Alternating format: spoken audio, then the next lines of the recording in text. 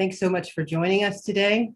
On behalf of Democrats Abroad Global Black Caucus and the DA Global Veterans and Military Families Caucus and DA UK Black Caucus, I'd like to welcome you to our webinar, 100 Years After the Tulsa Race Massacre. This event is being held now because on May 31st and June 1st in 1922, which is almost 100 years ago, this was when the Tulsa Massacre was. So I'd like to start out with our event by sharing a question with you. I'm going to put a link in the chat and then everybody can answer the question, how long have you known about the Tulsa Massacre? So I'm just going to put this link in the chat, and if you click that link, it's going to bring up a site for the Mentimeter, and you can log your responses there. Oh, the quiz is not open. It's not open. Okay, hold on one second. Let me see if I can open it. It says, please wait for the presenter to activate it. Oh my God. Well, I didn't have to do that before. Good question. All right, well then I'm going to do this a completely different way. Let's do it. Let's do it with the Zoom poll. Go for it. You'll see the poll pop up. Yep. And it'll just be good to know like where we are as far as who knows what. It looks like we have a variety of answers.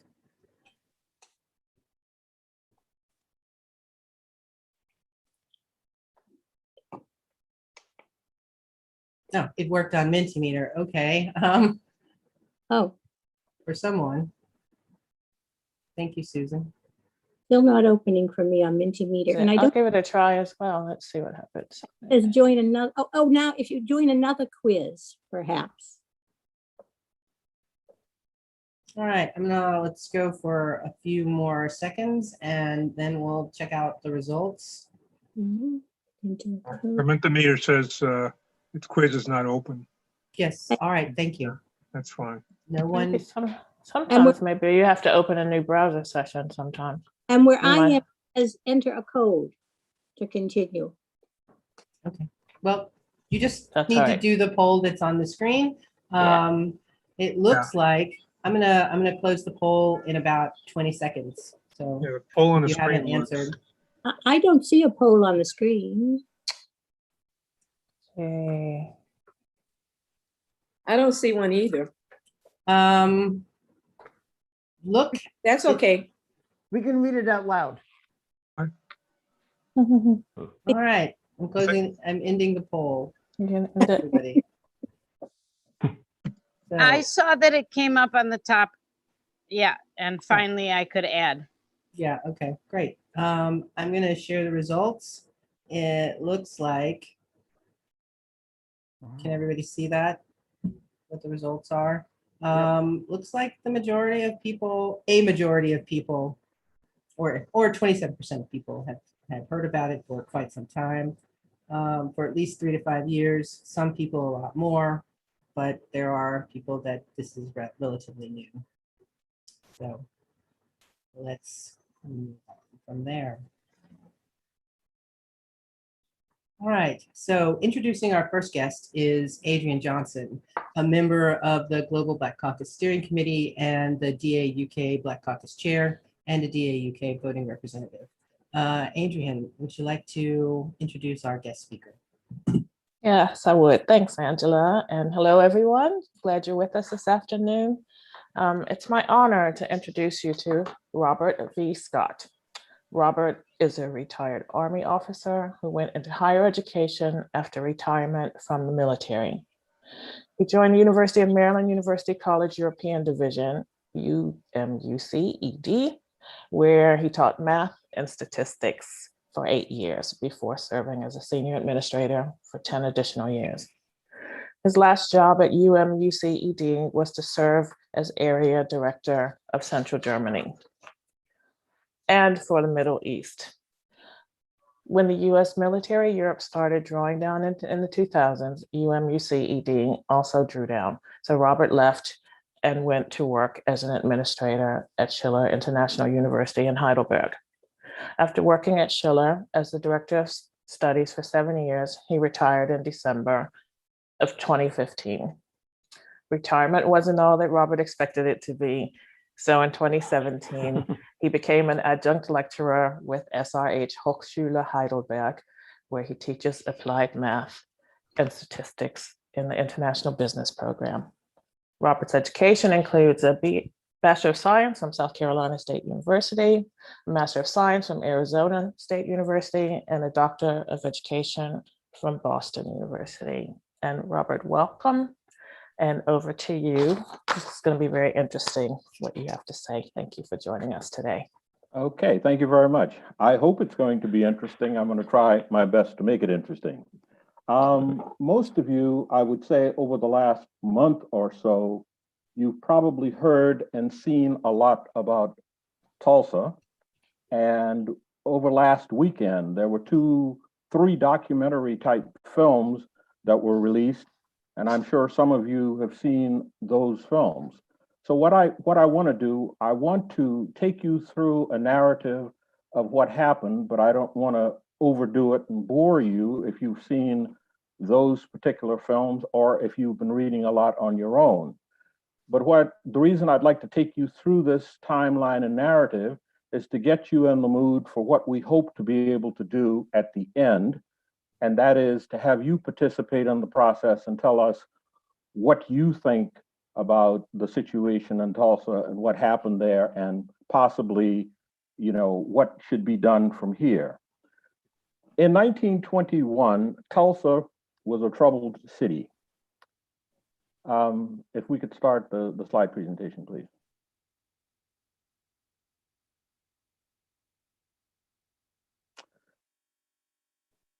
There were all kinds of things going on in Tulsa in 1921, in that there were race issues, there were issues with ethnicity, and there were also religious issues. And some of you may wonder, what's he talking about? Well, there wasn't a chapter of the KKK in Tulsa during that period, but there were a lot of people that were sensitive to the issues that I just mentioned.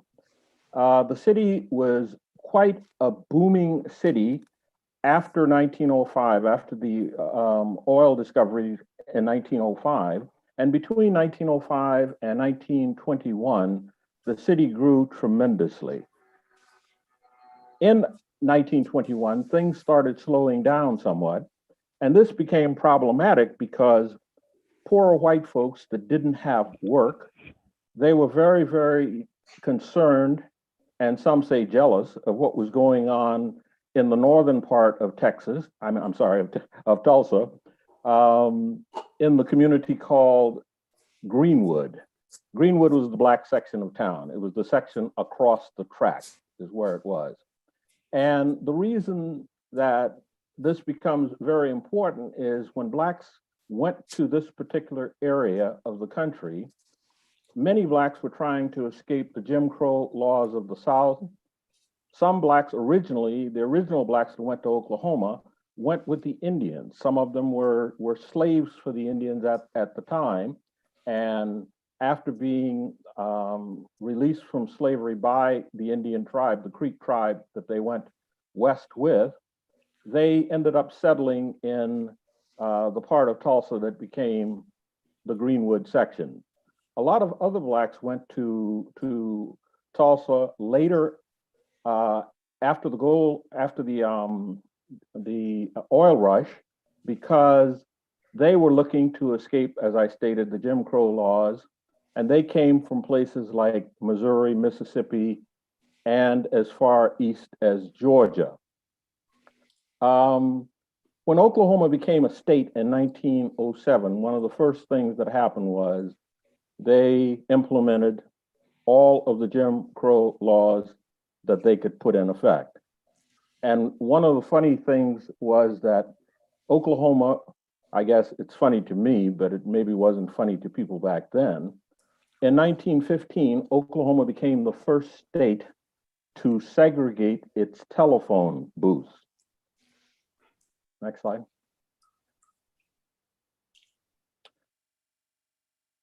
Before 1911, there had been a number of lynchings in the territory, but most of the lynchings were for cattle rustling, horse stealing, and those type things. And most of the people who were lynched were white people.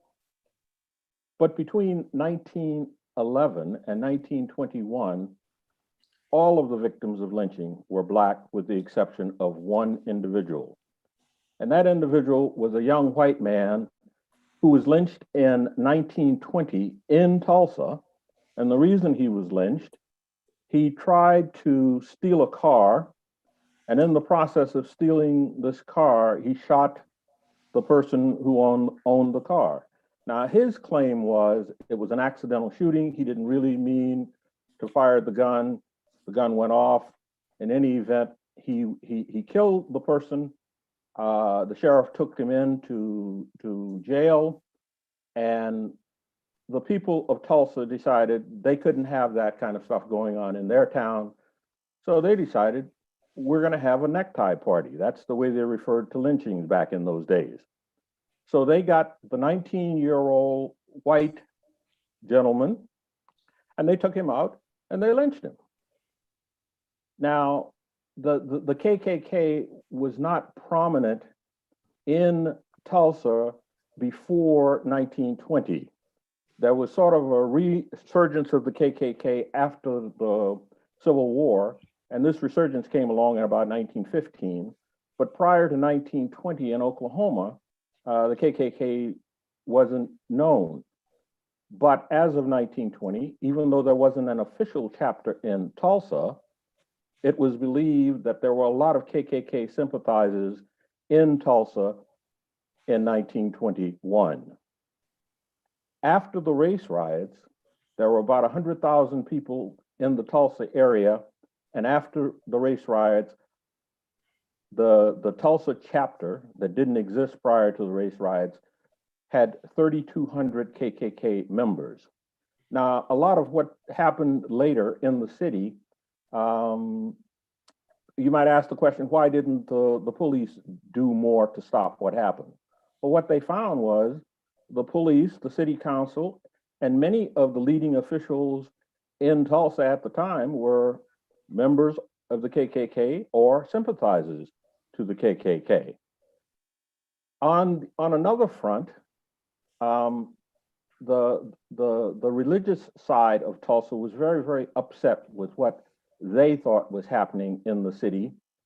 They felt that vice was playing too big a part, gambling, bootlegging, prostitution, and one of their concerns was the people that were leading and bringing these things to the area was the Black community, was the community of Greenwood, and many felt that something needed to be done to make sure that this was brought under control. Next slide. After World War I, many veterans who had fought in France returned. They thought that they would be welcome. They thought that after having fought for the country, that they would be treated differently. And when they got home, they found that not only weren't they treated better than they were before they left, some of them felt that they were in fact treated worse. And one of the reasons for that was it was hard for them to find work. And many of these young men, they were quite bitter. And the reason that they were bitter was they felt that they had been treated better in France than they were being treated back home. But one of the things that the vets vowed was, we have fought for our country, and we will not allow Black people in Tulsa to be lynched in the future. there were a number of things that they set out to do, but one of their main things was, we will not tolerate the lynching of Black people in Tulsa. If it comes to that, then we'll go to war about it. Most of these men by the white community, they were labeled as militant, troublemakers, and they didn't know their place. Folks were saying, when they were off at war, things were much more peaceful in Tulsa. Now they came back and they had an inflated view of themselves, was what the white community was saying. Another big problem in Tulsa at the time was the Tulsa Tribune, a local newspaper owned by Richard Lloyd Jones, the cousin of Lloyd Wright, the architect, the famous architect. As a matter of fact, Lloyd Wright built Lloyd Jones's home, and one of the big complaints that his wife had about the home was it was a beautiful piece of art, but it shouldn't be left out in the rain because the house leaked all the time. And that was her main complaint about what was going on. There was an incident that the world was led to believe was the cause of what happened in Tulsa in 1921. And this incident had to do with something that went on an elevator. And I say something because till this day, we really don't know what happened. There was a young white elevator operator by the name of Sarah Page. She was 17 years old, and a young Black man who shined shoes outside of the building where the elevator operator worked. His name was Dick Rowland.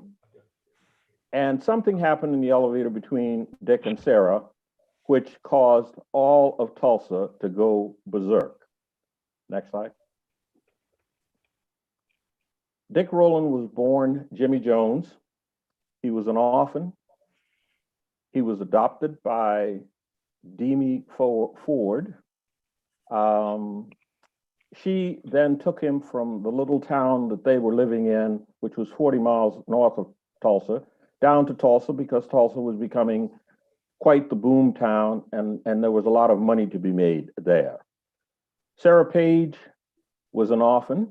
She was from Kansas City, and she had come to Tulsa after she was only 17, but she came to Tulsa as a result of she was getting a divorce. And she left her ex-husband or her husband in Kansas City, and she came to Tulsa. She was working in the elevator as an elevator operator to send herself to school to get a business degree. Again, I say, whatever happened in the elevator, we can't be sure. I will tell you Dick Rowland's account of what happened, but Sarah Page's account can't be found anywhere. There were those who said Dick and Sarah had been flirting, or at least Dick had been flirting with Sarah, and they truly believed that something was going on between the two of them. And people in the Black community in particular had said to Dick, this is going to lead to nothing but trouble. You need to leave that white girl alone. But Dick was quite the good-looking guy, and they said he was the best dancer in Tulsa, and all of the ladies loved him, and he loved all of the ladies. This particular, the day in question, and that is May 30th, Dick got on the elevator, got on Sarah's elevator on the 4th floor. Now, what Dick said had happened was he had shined a pair of shoes for a gentleman who was on the 3rd floor. He took the shoes up, but he walked up. Afterward, he went to the bathroom, the only bathroom that Blacks could go to in this particular building called the Drexel Building was on the 4th floor because the owner of the shoe shine stand had made an arrangement with the building superintendent to allow Blacks to use one of the bathrooms on the 4th floor. Otherwise, there would be no place they could go to the toilet. So when Dick came out of the toilet, he got on the elevator. His story is that he smiled at Sarah, but as he was getting on, he tripped. And when he tripped, he reached out, and to break his fall, he grabbed her. He also, in tripping, stepped on her toe, and she allegedly had an ingrown toenail, and she really freaked out because this really hurt. So what she started doing at the time was hitting Dick over the head with her bag, and Dick said to keep her from hitting him, he grabbed her by the arms, and he was holding her arms. When the elevator got to the first floor and the door opened, Sarah screamed. And when she screamed, a clerk from one of the shops on the first floor came to the elevator. He saw this black man running out of the building, this white woman in the elevator screaming. He called the police and said a black man had attempted to sexually assault this white woman on the elevator. Next slide. When the police started the investigation, they found out right away that the black person running from the building was Dick Rowland. No one can find a statement from Sarah Page, but one of the lawyers who was present in the building allegedly said that Sarah said that she didn't want to press charges because this was a misunderstanding. It was clear to everybody that knew both Sarah and Dick that they knew each other. So it wasn't like this was two strangers bumping into each other. Dick told the story to his mother. His mother, of course, was very upset because she felt that this was going to be trouble.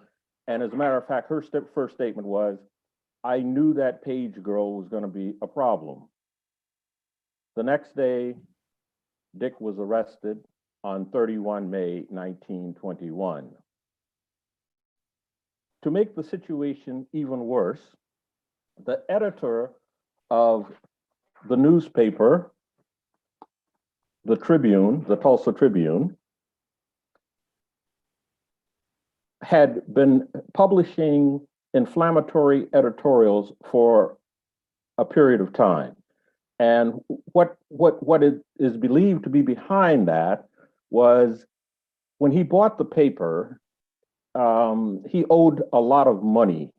And in order to make money fast and to get out from under the debt that he had, he wrote a lot of inflammatory stories because he was supposedly heard to say to a friend, the way to make money in the newspaper business nowadays is to run stories that are racially sensitive. And he started running a whole lot of stories that had to do with race situations.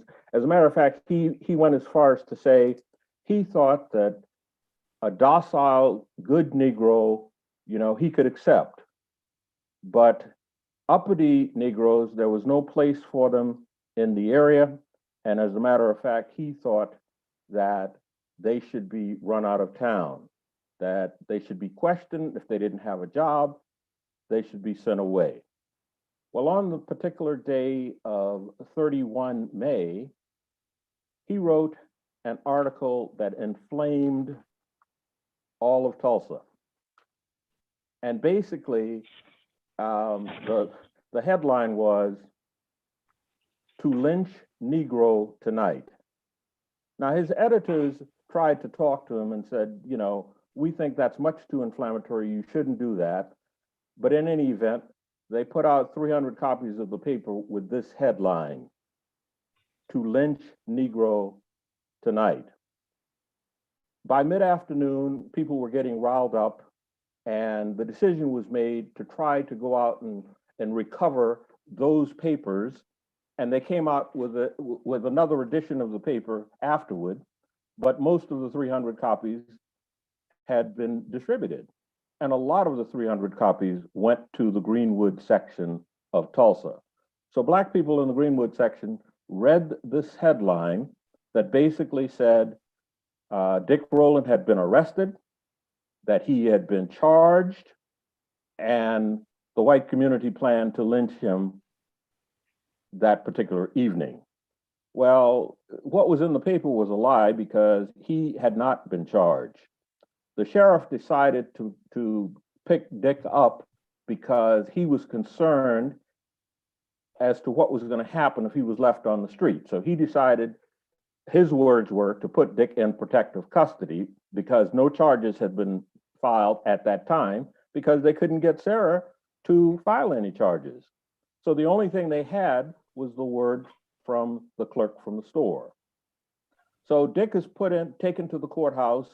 He's put on the first floor of the fourth floor of the courthouse where the jail was. And around 5 o'clock in the afternoon, a crowd of whites started gathering outside of the courthouse. 3 of the men in the crowd went inside and demanded that Dick be released to them because they were going to lynch him. The sheriff basically made it clear, there will be no lynching here today. And if you come and you try, you will be shot. So those 3 individuals went back outside and they milled around with the crowd. But in the meantime, up in Greenwood, after having read this article that there would be a lynching, and as I stated before, the veteran said, no, there will not be a lynching of any blacks in this town as long as they were there. So about 25 veterans armed went to the courthouse, and their purpose was they were going to help protect Dick Rowland. The sheriff went outside and talked to both groups. He assured the 25 people from Greenwood that Dick was well protected, there wasn't going to be a problem, and they could go home. He then asked the white crowd to go home because he said, you know, you're not going to get Dick and you might as well leave. Well, the blacks decided to leave, but the whites didn't. And as a matter of fact, the whites crowd started growing. Next slide. By about 10 o'clock that night, the crowd of whites had grown to, in one of my sources, it said 1,000, in another, it said 2,000. So between 1,000 and 2,000 whites were now surrounding the courthouse. Some of the blacks up in Greenwood said that they had gotten word that with this large crowd, the sheriff now really needed help and he wanted them to come back and help protect Dick. About 75 black men armed headed back to the courthouse. When they got there, the sheriff again came out and said, Dick's safe, you don't have to worry about it. He asked both the 75 black men to leave and he asked the 1,000 to 2,000 whites to disperse. Again, the blacks turned to leave because they realized, first of all, we're heavily outnumbered now, 75 to about 2,000, and this wasn't the ground to fight, so they decided they were going to head back to Greenwood. On the way back, an old white man from the crowd asked the question of one of the black veterans who had a military pistol. He asked him, what are you doing with that pistol? And the black man said, I'm going to shoot somebody if I need to. And the white man said to him, no, you're not. You're going to give me that pistol. And he reached for the pistol and a shot was fired. He fell in the street. And at that point, everybody in the group who had weapons started firing. So there were bodies laying in the street. The first to go down was the white man who tried to take the pistol from the vet. Next slide. Whites then decided we have to become fully armed because there's going to be a war tonight. We really don't appreciate these uppity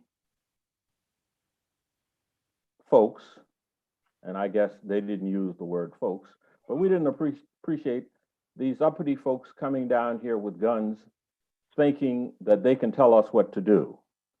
So they then decided in order to get more guns, they would break into the National Guard armory to get guns and weapons. But the major that was in charge of the armory made it very clear to them, you're not getting any guns here and you're not getting any weapons here. And he threatened the crowd. And after a while, the crowd of about 500 left the armory. But what they decided to do, the next place to go would be to break into local pawn shops, gun shops, and that's exactly what they did. They broke in, took all of the weapons they could find, all of the ammunition they could find, and they started chasing any and all blacks that they found in Tulsa back across the tracks into Greenwood. People were being shot in the back as they ran. There was a gun fight at the railroad tracks where blacks had taken up positions, whites were trying to come into Greenwood, and they were having a regular old-fashioned shootout. By midnight, there were about 3,000 whites near the railroad. The exact number of blacks is not clear, but there was a black defensive element trying to keep people from coming into Greenwood. And one of the stories that was told was once whites did break through the line at the railroad and they went into Greenwood, they started indiscriminately killing people. One of the first houses they went into, there was an old couple, an elderly couple on their knees praying. The mob that went in, shot them in the head, looted their house, and burned the house with the bodies in the house. And this was going on house to house, wherever they could get in. This type activity went on from midnight until about 5 o'clock in the morning. Now, somewhere along the lines, there was an organization effort, and it's not clear who organized what happened next, but there had to be organization because it was decided that at 5 o'clock, there would be groups of white men descending on Greenwood from all sides. There would be a signal, was the word that went out, and Greenwood would be attacked from the ground and from the air. At 5 o'clock in the morning, a whistle, a siren, something that made a loud sound went off, and about 10,000 whites descended on the Greenwood community.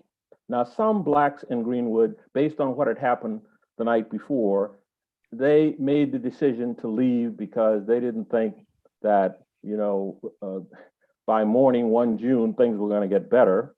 So they left and went to relatives in the country or just went into the country in general because they thought that things were going to get pretty bad. And as a matter of fact, at 5 o'clock the next morning, things got really bad. Next slide.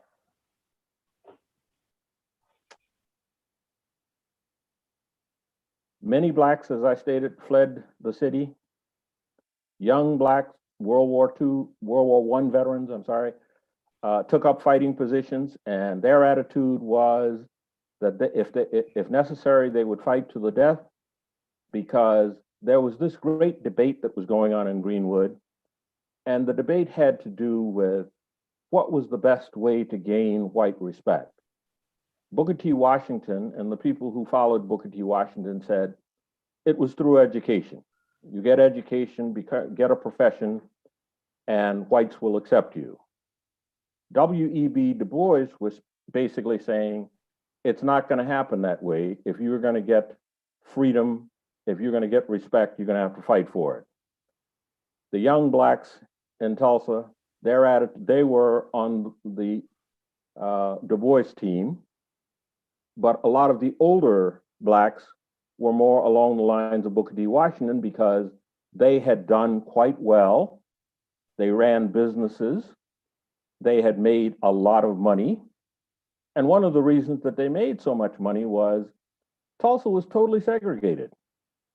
They didn't want blacks to come into downtown Tulsa for anything other than work. They didn't want them shopping in stores. They didn't allow blacks to go to the movie theaters or anything like that. So the entrepreneurs, the black entrepreneurs up in Greenwood said, fine, then we have a captive audience. We'll provide all of the services that black people need. And if we do that, you know, we'll flourish. And that's exactly what happened. Everything that one needed to live in a city, you could find in Greenwood. And black people were very happy to spend their money there, and the businesses boom. So the picture you see on the screen is from a very prominent doctor of the time, A.C. Jackson.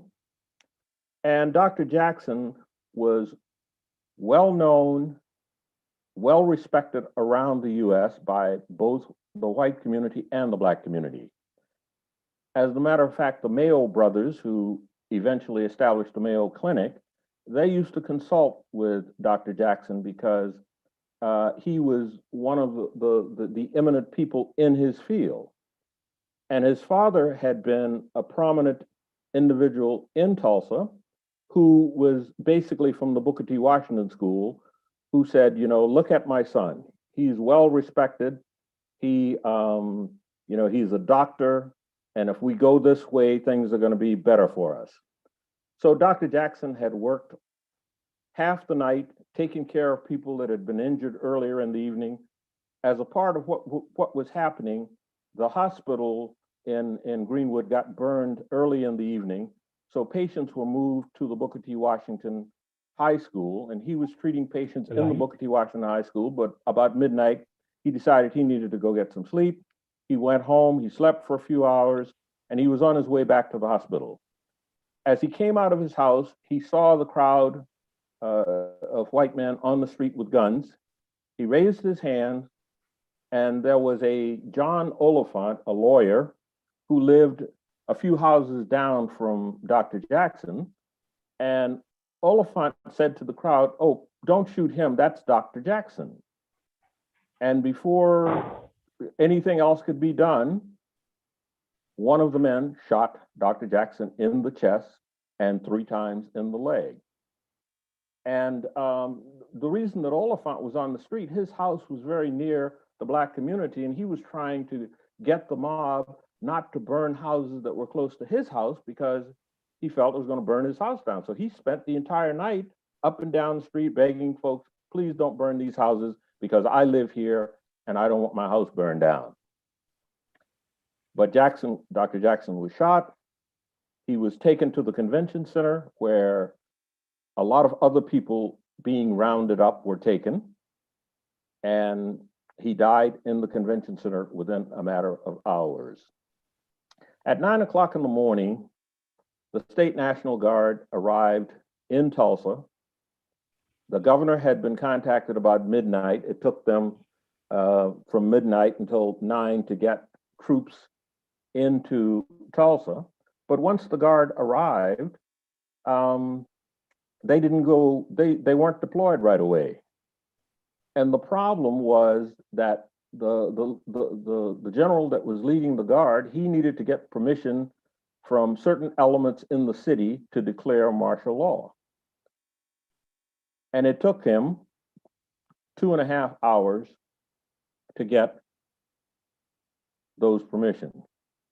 Now, in the meantime, the troops were basically told that they could go have breakfast, take it easy, relax. But across the track, what was going on was the destruction of Greenwood. That didn't stop during the 2.5 hour period. At 11:29, the Guard was finally deployed. The National Guard was deployed at 11:29. By noon, about 1,300 homes and businesses were totally destroyed, either burned to the ground or left burning. Homes and businesses were looted. All of the valuable properties were taken out. The whites that came in with trucks, loaded up whatever they could cart away, and carted it away.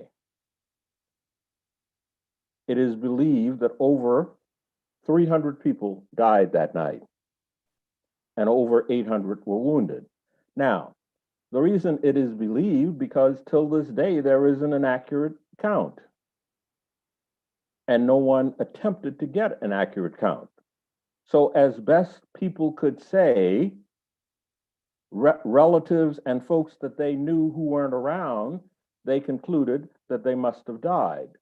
But some of them may have left town, and there are those who argue that the number was in fact much higher than 300. Next slide. In the process of the fighting during the evening and the next days, whites rounded up all of the blacks that they could find, and they took them to internment centers. The first place that they were interned was the convention center, a big and glorious building in Tulsa. And once the convention center was at total capacity, they started putting people in the local baseball field. And once you were put into those places, these are men that you see on the picture here being marched to the convention center. They had to march from Greenwood to downtown Tulsa with their hands in the air. Whites were standing on the sideline. It was quite a spectacle. They thought it was funny. Occasionally, the guards would fire at the men's feet to make them move faster because they didn't think they were moving fast enough. Ricocheting round ended up injuring individuals during this process. But it all seemed like a game to the people that were in charge. The Red Cross had to come into Tulsa to take care of the folks that were in the internment camps because folks had lost everything. The only thing they had left was the clothing on their backs. Many people had money. They hid their money in their homes because they didn't believe in banks after the Freedmen's Bank had failed and they lost everything they had. Well, the money that they hid in their home burned if it was under the mattress. Some people buried their money out back in jars. Those jars, they were able to reclaim money if they found the spot where the money was buried. And others, which I thought was kind of interesting, hid their money in their chimneys. And those people were able to recover their money because the money didn't burn in the chimneys. Some whites, not all whites, were involved in what was happening here. As a matter of fact, only about 10% of Tulsa was involved in this. There was one white man who packed his family up 2 days after this occurred, and he drove them through the section called Greenwood, or what was left of Greenwood. And what he said to his family was this. He said, we can't live, and he said to his kids, I can't let you grow up in a place where there's this much hatred. And supposedly he drove his family from there to California and never looked back. There were a number of whites, as blacks over the next couple of days were being hunted.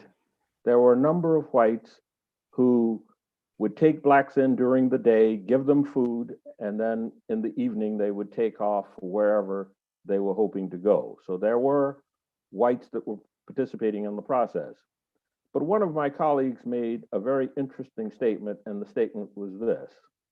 How could so few people have so much hatred and so many be so silent? And I think that's the great statement, because yes, only about 10% of the whites in the community were involved in this process, but afterward, about 90% didn't want to talk about what transpired. And for years, very few people knew about what happened in Tulsa. Now, when folks returned to town or when they were released from the internment camp, they went back into the community, nothing there. Many people pitched tents, and some people lived in those tents for over a year. The big business folks, their money was in the white banks, so they were able to get money out and start rebuilding. The people that lost everything, whose money burned up in their homes, all of their savings, they had to start from scratch. No insurance was paid. Insurance company said they can't pay because the fire department wasn't allowed to go in and put out fires, therefore they weren't liable. Needless to say, Black people who didn't have money in the bank, they couldn't borrow from anybody, so they had to start from scratch. The people who had money in the bank, they could borrow against their money, of course. Next slide. What happened afterward? In a city council meeting within a matter of days, one of the members stood up and made the statement, after slavery, we told Blacks that they had to pull themselves up by the bootstraps. Then here in Tulsa, we went in and we burned everything that they have to the ground. The mayor of Tulsa at the time said, oh, Blacks don't have to worry. We're going to be with them every step of the way. We will help them rebuild their community. Not a single penny was ever given from the state or from the city to help Greenwood be rebuilt. In September of 1921, Sarah Page wrote to the district attorney and said, I do not want to pursue charges. And she ended up leaving Tulsa. So Dick Rowland was released from jail. Sarah went back to Kansas City. Dick, after sneaking into town, Dick had been in Kansas City. They had kept him in Kansas City after the night of the riots because people were concerned that he was going to be, something bad was going to happen to him. He sneaked back into town to say goodbye to his mom and to apologize to his mother for what had happened. But he went to Kansas City, and his mother said in all of her initial letters that she got, he mentioned Sarah. So evidently Dick and Sarah were in touch with each other, at least initially, in Kansas City. For years, nobody talked about what happened in Greenwood. Black people said they were afraid to talk about it because they did not believe that that could happen to them. And the reason they didn't believe it, they had been led all of their lives to believe if you have property, you have made it. They had property and it was all destroyed. The white people that folks talked to said that they were too ashamed and too embarrassed and they didn't want to talk about it. It wasn't mentioned in any history books for the most part. John Hope Franklin, the Black historian who happens to be from Tulsa, whose father was there the night that this occurred, he had about a paragraph in his book from Slavery to Freedom that he wrote in 1947. He had about a paragraph about what happened in Tulsa, but it wasn't found in any other history books until the 2000s. In 1923, a lot of Tulsa had been rebuilt, and because of that, Booker T. Washington brought a convention into the city to help support the rebuilding of the community. Next slide. As you can see from the picture, there was virtually nothing left. And if we think of proportionality, a person having been accused of an assault, just accused, if this is the destruction that follows that, what happens if he's convicted? What do you do if there's more than one rape? If this is the level that one would go to for an alleged rape. Next slide. Again, entire community gone. Next slide. The first time that any kind of research was done on what happened in Tulsa was 1946. A graduate student wrote a thesis on what happened in Greenwood.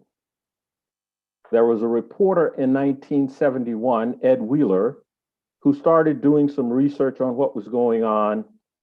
And he's an ex-military person. And as soon as he started his research, his family was threatened. He sent his wife and kids out of town, and he said, I will not be intimidated. I'm going to complete my research. After he finished his research, none of the local papers would print what he found. And the only place he was able to publish his research was a Black magazine in Greenwood called the Impact Magazine. Now, what's interesting about this particular magazine, there was a history teacher, Seymour Williams, who taught history at Booker T. Washington High School. Many years after this occurred, he reported to his class that this had happened. The students in his class were just shocked. One young man went home, he told the story to his parents. His parents said, we came here in 1924, we've never heard any such thing. Evidently, your history teacher has made this up. So the young man decided the next day to challenge the history teacher, Mr. Seymour Williams, and said that, you know, my parents and I believe that this is not a true story. You made this up. And the only thing that Seymour Williams said to him was, so you didn't think this happened, big mouth? And he didn't say anything else. A few days later, he took the student to his house along with another teacher who had been around during that period. And while the student's sitting on the porch drinking lemonade or whatever, he brought out 2 albums and he gave them to the student and had the student look through the books. And what he found was just totally shocking. There were pictures, and the pictures clearly indicated the streets that were there now that had totally been destroyed. This student, after he grew up, he had a business in Greenwood. His business mainly was a pool hall, but along with that, he had this magazine, or he started this magazine, and he printed Wheeler's story in Impact Magazine in 1971. Outside of that, for the most part, nothing had been printed anywhere. There was a commission that was put in place in the late 90s. The commission made recommendations. Most of the recommendations were ignored.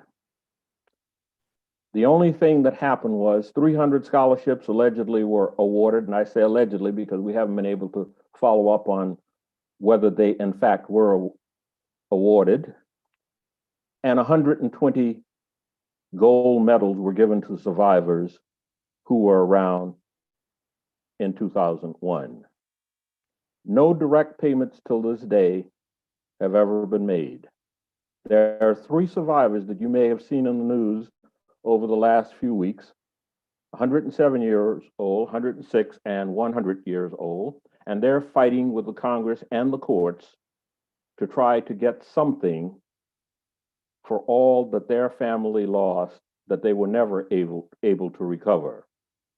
When we talk about generational wealth and that being passed on, this community never had the opportunity and never will have the opportunity to do that. The amount of money at the time, they said it was over $1 million. In today's value, over $30 million were destroyed on the night of 31 May and the morning of 1 June in Tulsa. Next slide. These are some of the sources that I used for my research. There are a number of other sources out there, a number of magazines. there is a lot available if you're interested in looking into what I've talked about even further. Next slide. And these are some other interesting books for those of you that may be interested in following what is happening now and what has been happening for years in our country. Are there any questions?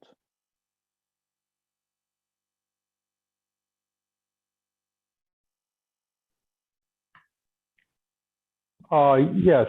Was the community in Greenwood, were they politically active? That's an interesting question, because when you say politically active, they, I wouldn't say according to today's standards that they were politically active, mainly because they were contained within themselves, and they didn't have much space outside of their community to operate. The government weren't interested in what they had to say, and there was nobody basically who would listen to them. What they had a self-contained community. As a matter of fact, there were a number of these towns in Oklahoma back during this period. They were just totally Black towns, and there were individuals who tried to start, before Oklahoma became a state, tried to make Oklahoma, or that territory, some of the Indian territory, a Black state. So when you say politically active, I would say, based on today's standards, no, they weren't politically active, because virtually everything that was happening within their community. Now, were they politically active within their community? Probably so, but I don't have a lot of information on that. Thank you so much, Robert, for that elucidating presentation. I put a link in the chat, another Mentimeter question that hopefully will work this time for everyone. The question is, how did learning about the 1921 Tulsa Race Massacre make you feel? And you can submit as many entries as you like. It's going to form a word cloud, and then I'll show it to people as the entries start to pop up.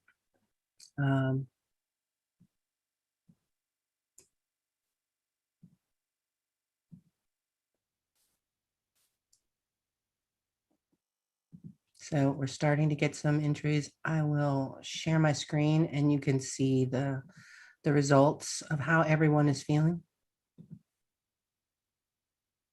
Can everybody see that clearly?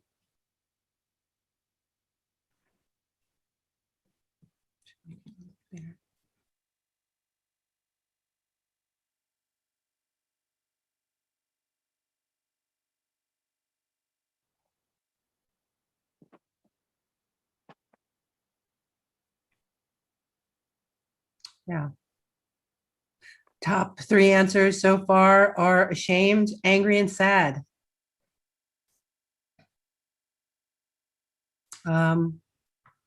I would suggest that people that feel ashamed, try not to feel so ashamed, because it leads to inaction. But just remember that you have to take action. We can't let our emotions stop us from taking action. So sometimes when you feel ashamed, you don't want to do anything. Okay, we have a lot of responses, and they're still coming in. We have 68 responses, and they're still coming in. So I'm going to stop sharing this for a second, and we're gonna you can still make entries. We have some more questions coming up, but the next thing we would like to do is share the video of the eyewitness accounts from the sister and the brother, one that's 107 and the other is, I'm not sure, 100 something, of their experiences that took place with the actual, they're going to recount what happened to them. So 1 second. Subcommittee will forego questions of the first panel, and we will simply, unlike most Congress people, just listen and learn. Our first witness is Miss Viola Fletcher, also known, if I can, Mother Fletcher. Thank you. I don't have a mother, so thank you. Mother Fletcher is the oldest living survivor of the Tulsa Race Massacre. She was 7 years old when she lived through the massacre. Mother Fletcher, you are now recognized to testify.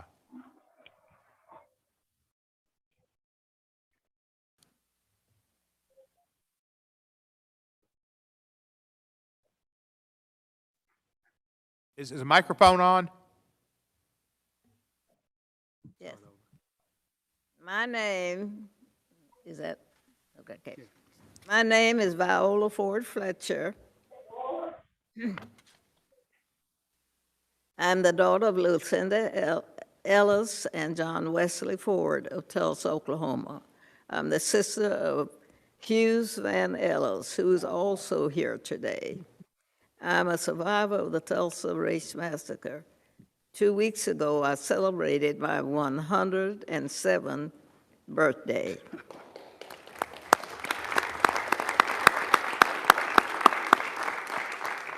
Today, I'm visiting Washington, D.C. for the first time in my life. I'm here seeking justice, and I'm asking my country to acknowledge what happened in Tulsa in 1921. On May 31st in 21, I went to bed in my family's home in Greenwood. Neighbors of Tulsa, the neighborhood I felt asleep in that night, was rich, not just in terms of wealth, but in culture, community, heritage, and my family had a beautiful home. We had great neighbors, and I had friends to play with. I felt safe. I had everything a child could need. I had a bright future ahead of me. Greenwood could,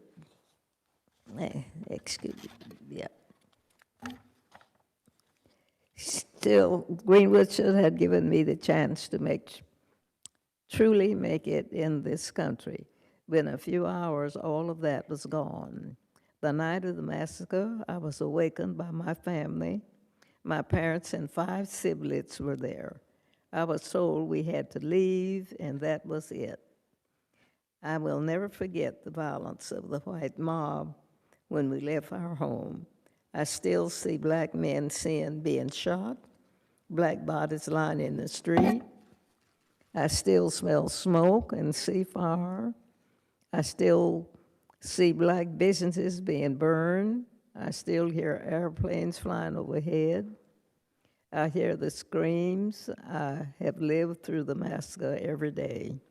Our country may forget this history, but I cannot. I will not, and other survivors do not, and our descendants do not. When my family was forced to leave Tulsa, I lost my chance of an education. I never finished school past the 4th grade. I have never made much money in my country. State and city took a lot from me. Despite this, I spent time supporting the war effort in the shipyards of California, but most of my life I was a domestic worker serving white families. I never made much money, but to this day I can barely afford my everyday needs. All the while the city of this Tulsa have unjustly used the names and stories of victims like me to enrich myself and its white allies through the 30s million raised by the Tulsa Centennial Commissioner while I was continued to live in poverty. I am a 107-year-old and have never seen justice. I pray that one day I will.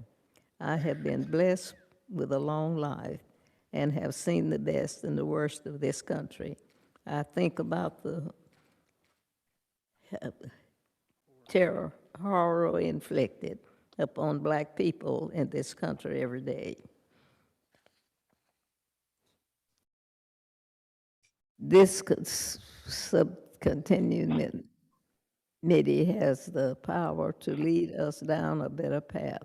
I'm asking that my country acknowledge what has been happened to me, the traumas and the pain, the loss, and I ask survivors and descendants to be given the chance to seek justice, open the door.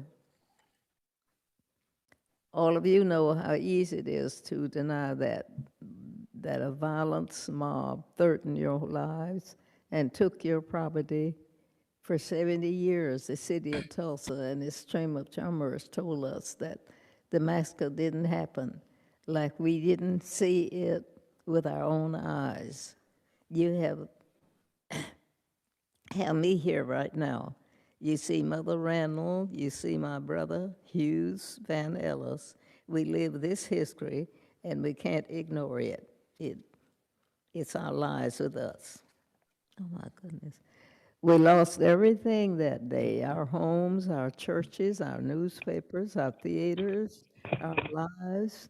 Greenwood represented all the best of what was possible for Black people in America and for all the people. No one cared about us for almost 100 years. We and our history have been forgotten, washed away. This Congress must recognize us and our history. For Black America, for the white Americans, and for all Americans, that's some justice. Guess is that it? Thank you. I thought it was another page. Do you want to say anything else? Mm-hmm. Is there anything else you want to say? No, it's not. Thank you very much. We appreciate very much your testimony.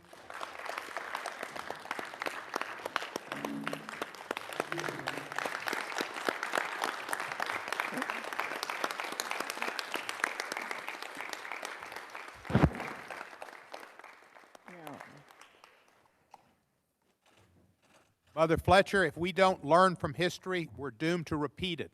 So thank you for putting us on the right course to learn and to understand and to do better. Thank you. Are you the older of the two siblings? The older. Are you older than your brother here? Yes. You are? Yes. So he's used to having a tough act to follow. Next witness is Mr. Hughes Van Ellis. Yeah. Known No, as that's Uncle not the Red. right tape. He's a World War II veteran, having served in the United States Army in the China, Burma, India Theater of Operations as a member of an all-Black unit. He's also a survivor of the Tulsa Race Massacre. Uncle Red, you're on. Chairman Gordon, Ranking Member Johnson, and member of the subcommittee. My name is Hughes Van Ellis. I am 100 years old, and I am a survivor of the Tulsa Race Massacre. Because of the massacre, my family was driven out of our home. We were left with nothing. We were made refugees in our own county.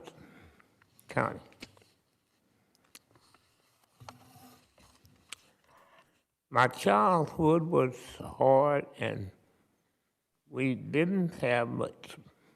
We worried what little we worried what little we had would be stolen from us, just like it was stolen in Tulsa. You may have been taught that when something is stolen from you, you can go to the courts to be made whole. You can go to the courts to get justice. This wasn't the case for us.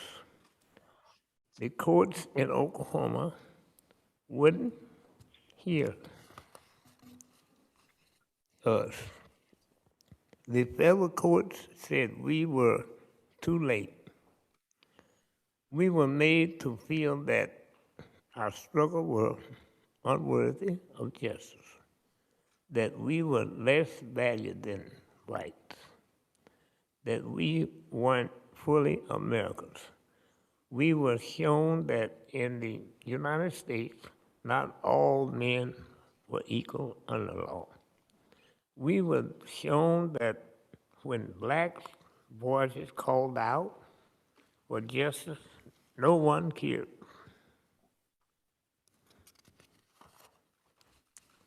But we still had faith things would get better. We still believe in the promise of America in the cases of freedom.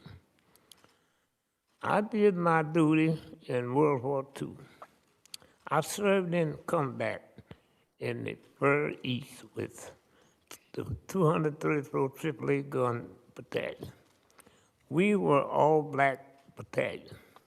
I fought for freedom aboard, even though it was ripped away from me at home. Even after my home and my community were destroyed. It's because I believe in the end, America would get its right. When I returned home from the war, I didn't find any of this freedom. I was fighting for overseas.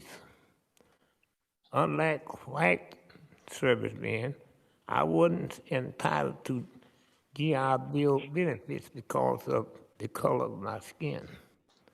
I came home to segregation, a separate and unequal America, but still I believed in America. This is why we are still speaking up today. Even at this age of 100, the Tulsa Race Massacre is a footnote in the history books for us. We live with it every day, and the thought of what Greenwood was and what it could have been. We aren't just black and white pictures on a screen. We are flesh and blood. I was there when it happened. I'm still here. That's right. That's right. My sister was there when she's still here. We are not asking for it. All we are asking for is for a chance to be treated like a first-class citizen.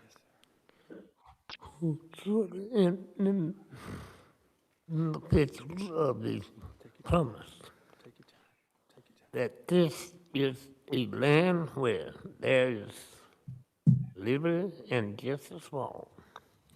We are asking for justice for a lifetime of ongoing harm that was caused by the massacre.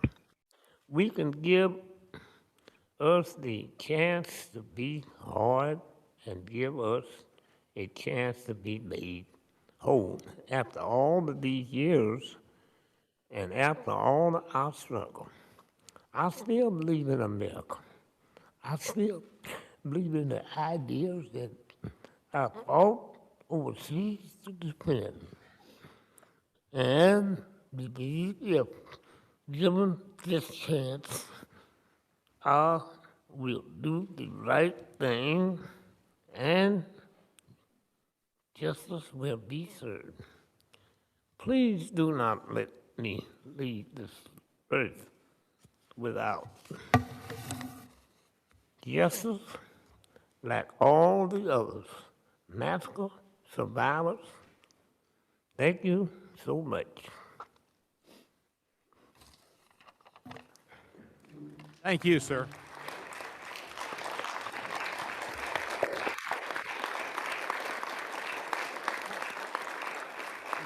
say anything else?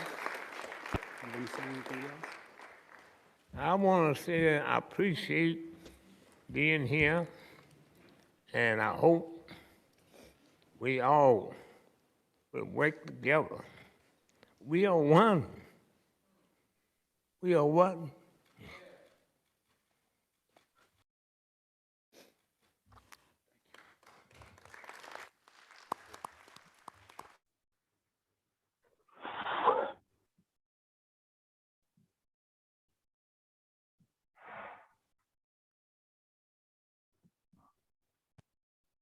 All right. So that was strong testimony. We're just very fortunate that these three people lived as long as they did. Most people don't live to be over 100 years old. We can't let this happen again. Yeah, we can't let this happen again. It's just wrong. It's just wrong. And we have to do better for the future. So let's not all get caught up in, if you feel any guilt or something like this, we just have to do better and move on, to work together, because we are one, just like he said, we are one. I have another question for you with the Mentimeter. The question is, what can you do to bring light to this and other untold parts of American history? Let me add the link to the chat. Just give me 1 second.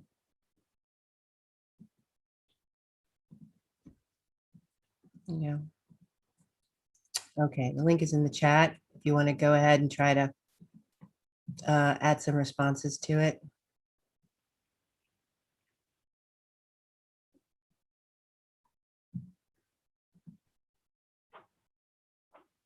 Angela, that might be question number 1. At least that's what I'm seeing on my screen. Yes, that is the first question of the list. Did you? Do I just advance then? If you just click the link, it'll bring a link into the Mentimeter. You'll see it on your screen. It's in the chat. I can add it one more time. No, I got it. But when I clicked on it, it went to the first question that we've already answered. How did learning about the 1921 Tulsa Race Massacre make you feel? Hold on, was that? Okay, let me give you another, let me put it in again. Sometimes these things, here we go, try this one. Okay. Try this link. Sorry about that.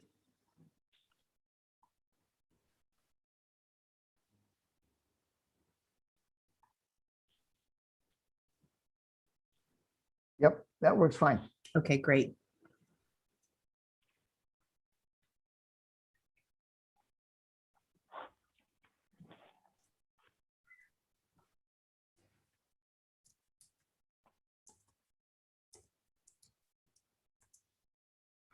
All right.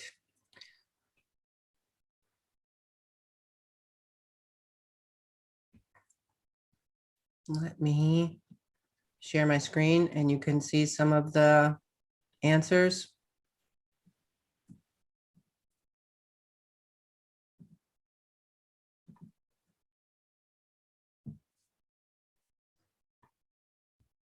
Yeah, a lot of good answers.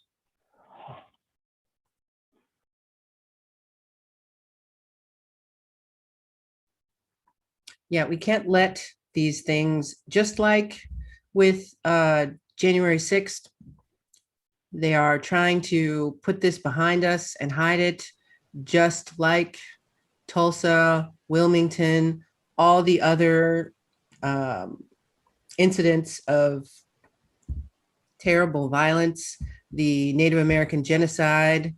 We can't let these things go because they lead us to make poor decisions. And decisions that aren't, they just aren't correct. Definitely share the knowledge with your friends. All right, everybody. Okay. Well, you've hung in with us this long. I know this is a difficult subject matter, but it's how we change things by knowing the truth. And not everybody is going to live to be 100 years old so they can testify about something. But somebody knows for sure. Somebody knows. So I have another question for you, and it is, what do Democrats need to embrace to fight racism? Let me.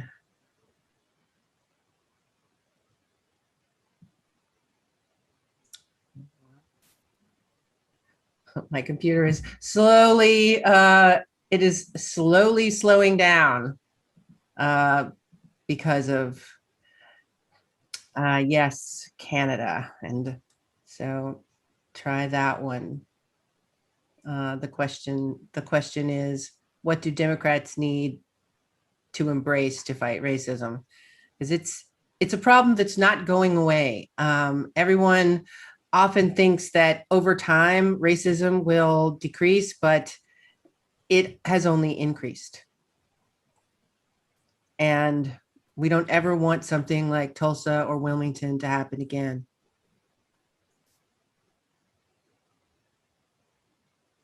Okay, answers are starting to come in. So I will share my screen and let you see what other people think. Please do add your input.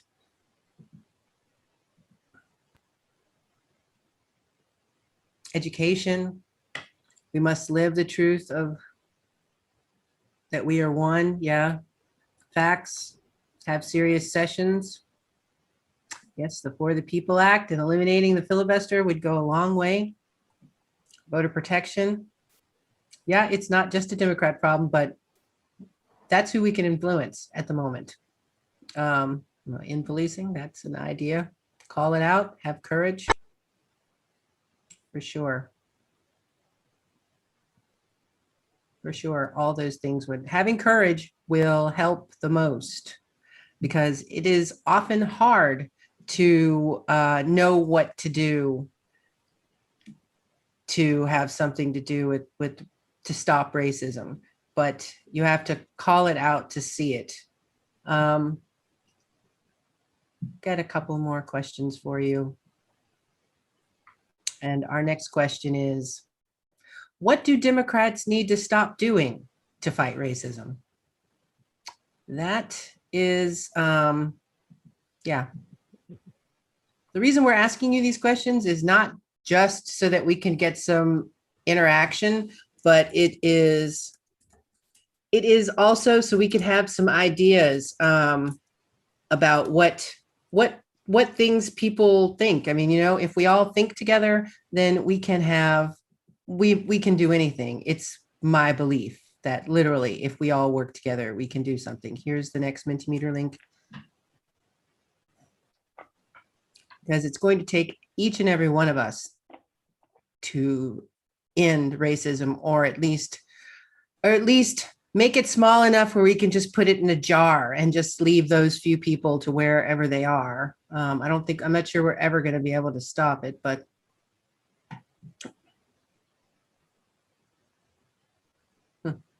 wow, some interesting answers. I will share those with you. Just give me a second.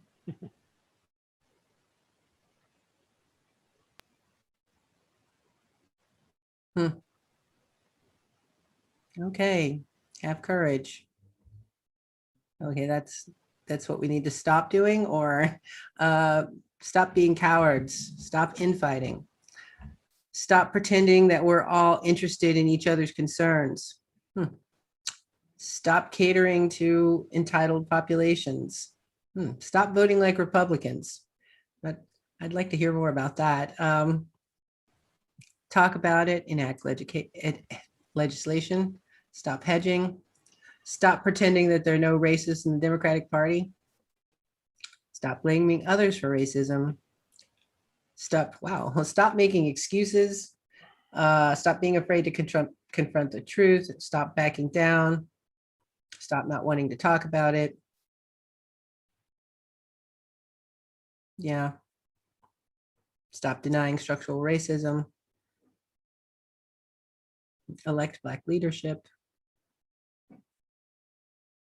Stop electing people who are racist. Stop choosing money. Elect Democrats at the state level. Yeah, stop leaving actions at their word only. Wow, that was, it's really great. 28 really good responses. Thank you. Thank you all so much for participating in this. Our last question for this moment is, what do Democrats need to do more of to fight racism? Because it's not just about what we have to stop doing, but what can we actually do to make a real difference in, to make change in the world. And not, I mean, right now we're talking about racism, but in general, there's a lot of things that I think we need to do to get more, to fight for the rights of everyone so that we can have a world where we all have equal rights and that it's real, that it's not, that you don't have 100-year-old people saying that they believe in America, but which is great that he still felt that way, but I'm not sure if Greenwood had happened to me, if I would still feel that way. So I'll share the answers that are coming up. Yeah. What do Democrats need more of, to do more of, to make change?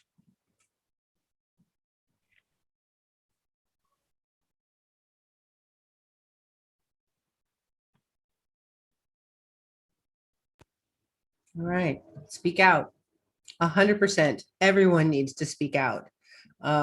Education, that might help too. Preserve voting rights above all else. I 100% agree with you. I'm sure a lot of people do, that preserving our voting rights is important. Need more good trouble, investing in community organizing, speak the truth, acknowledge bias and privilege, be courageous. Yes, we all need to be more courageous, and so do our politicians. Yeah. Stop glorifying bipartisanship over good policy. Yes, we've got to move past that.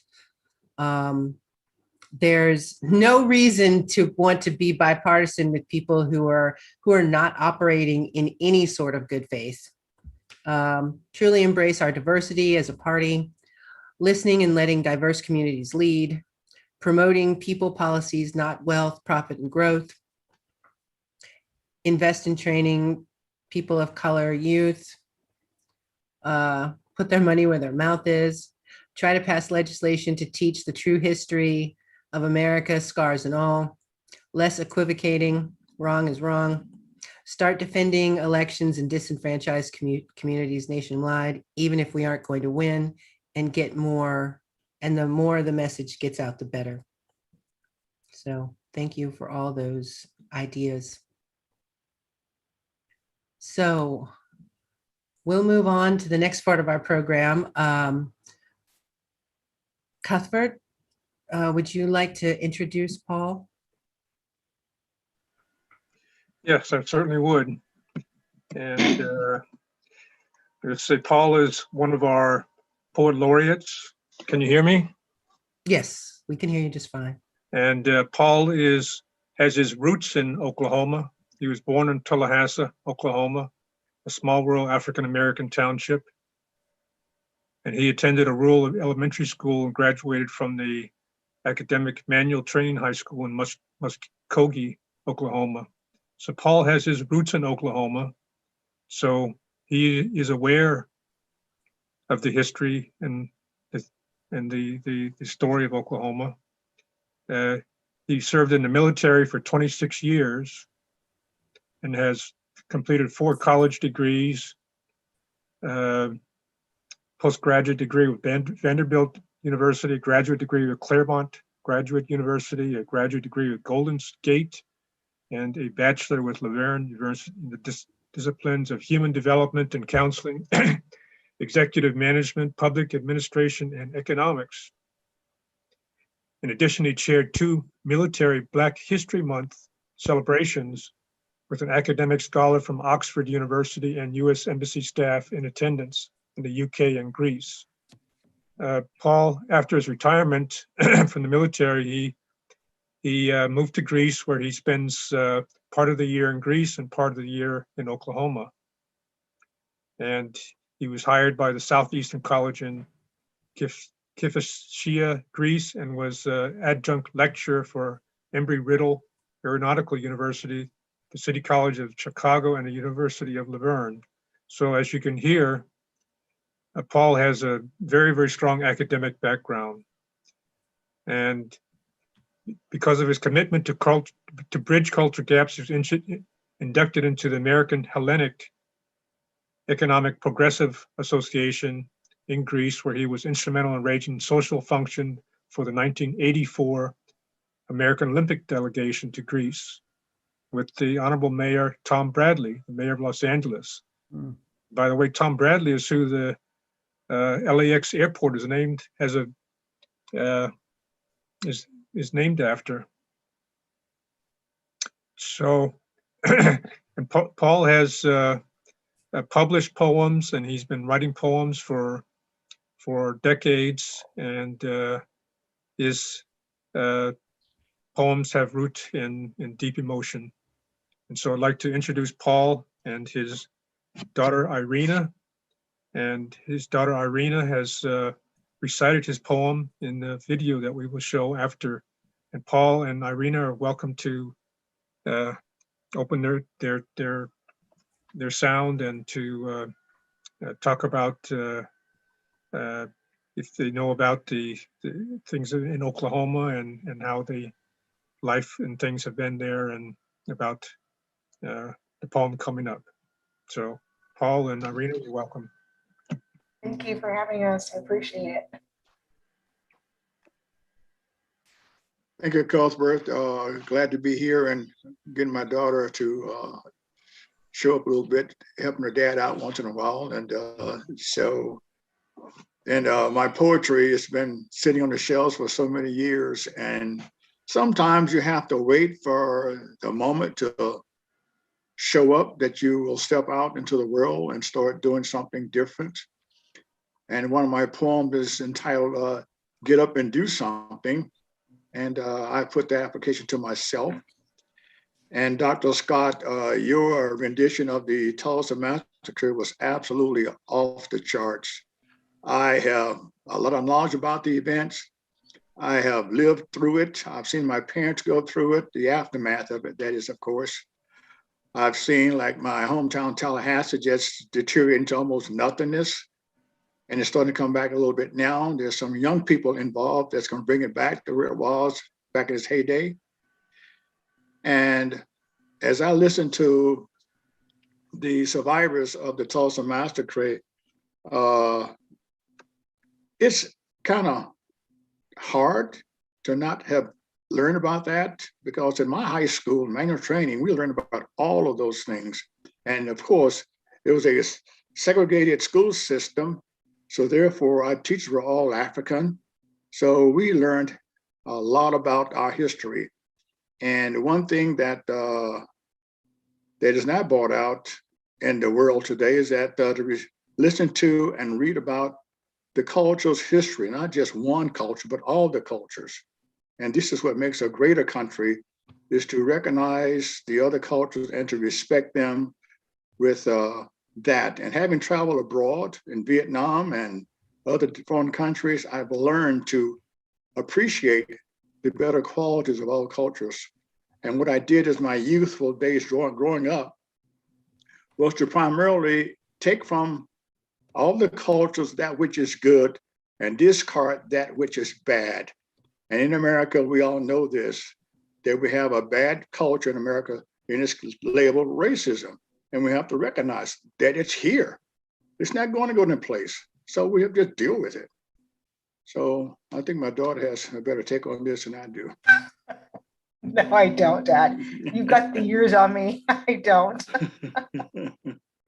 So that's it's a pleasure. Angela, great job you've done. And Dr. Scott, I need to stay in contact with you, because you got some stuff I need to talk about. I was just curious, Paul, did your parents talk about the massacre? If they did, we talked about the Fletchers. I think I have an Uncle Fletcher. I remember Uncle Fletcher years ago, but I don't think he was related to Viola Fletcher. I'm not sure yet. We're trying to verify that today.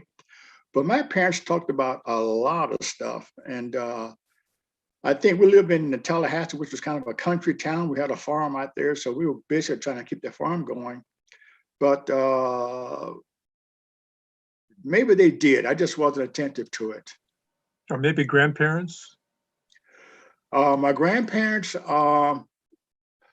my grandfather was a minister, Reverend Jason Hickman. He was a preacher in Tallahassee. And what happens is, like in the Greek culture, when you're a young kid and the adults are speaking, you're not invited until you turn 16. Then you might be able to sit at the table. But until you turn 16, you cannot sit at the table. You just have to leave the room. So they might have discussed it. I suppose they did, because like I said before, when I finished high school, my dad said to me that, Paul, you have to leave town. You have to leave this state because you can't make it here. You're just too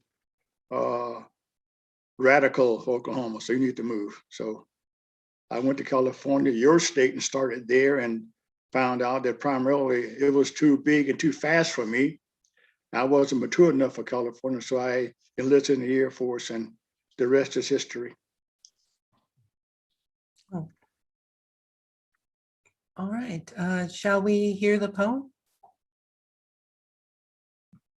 My daughter. This is the poem recited by Irene, Yeah. Paul's daughter. Give me one second, and I will share the video.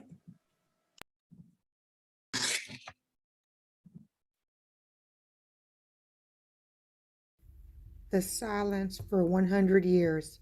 The history of a country can be known by its music. You think you know how it feels to watch without the ability to stop it.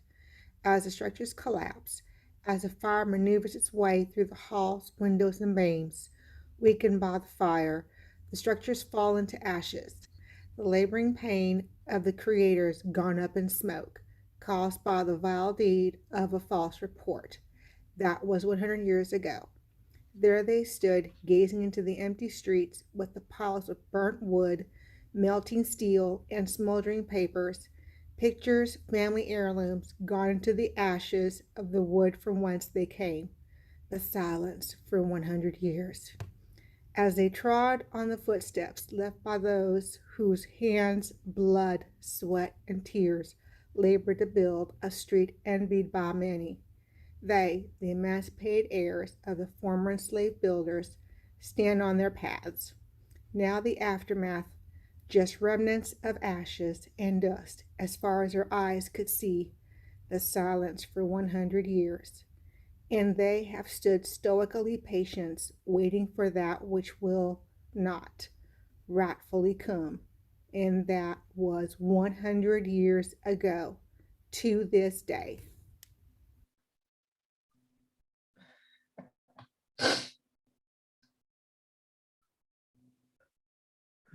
Wow, that was a great poem.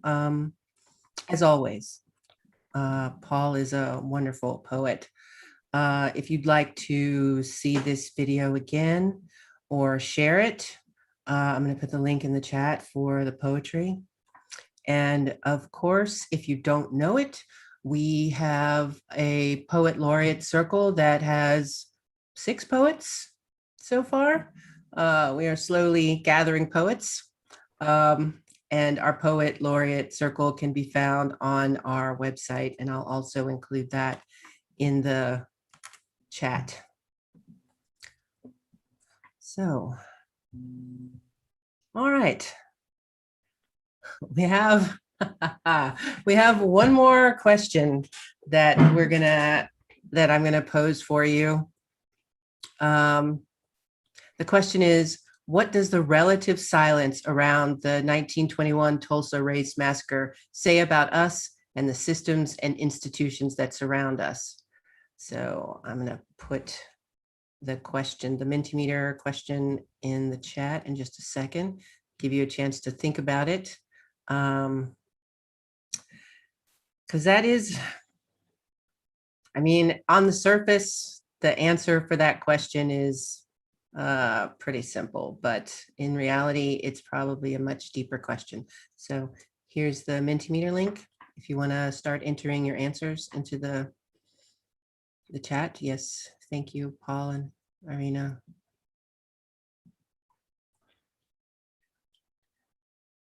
Can everybody get into that link? Yes. Okay, good. Good. After this last Mentimeter question, we're going to go ahead, and if you guys have any, if anybody has any questions, this is time for us to help to answer them the best that we can. I know a lot of us have read a lot about the this Tulsa Race Massacre over the past month or so. And it's a lot. All right, I'm going to share the results so far.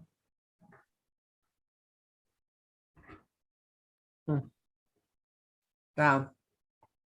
You're not very honest. Denial. Yeah.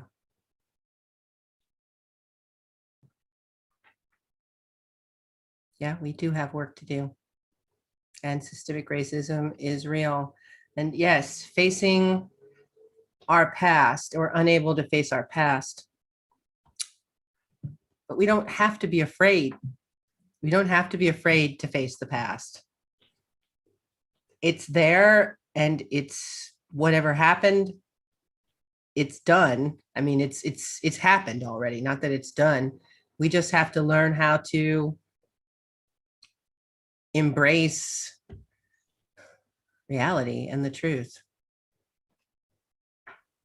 All right. Thanks everybody for participating. So if you have any questions, now's the time. Please just put star hand up in the chat. And we've got Dana, we've got a queue kind of already running from earlier. Oh, okay. So I don't. We should. It's from way earlier. This has been great because there've been a lot of questions that have been popping up. All right. So maybe we should, if people don't want to ask their questions anymore, maybe let us know. I just thought that last question was really, really powerful because I think we're looking at a situation now where,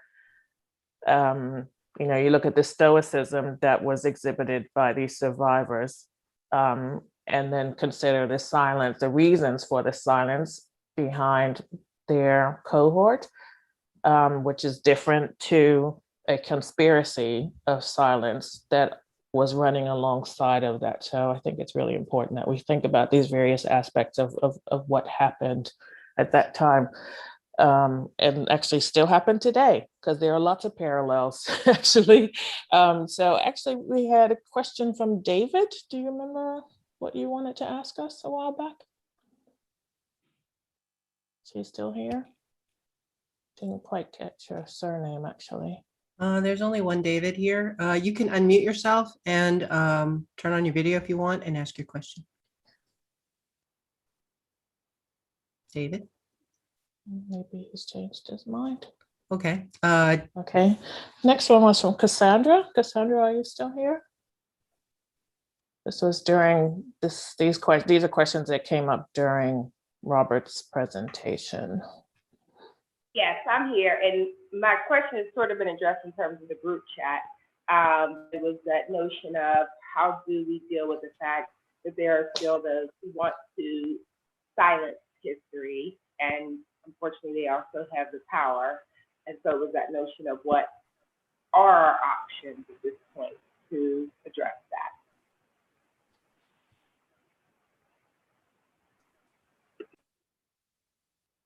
Well, anybody want to jump in there? Don't all be silent. No?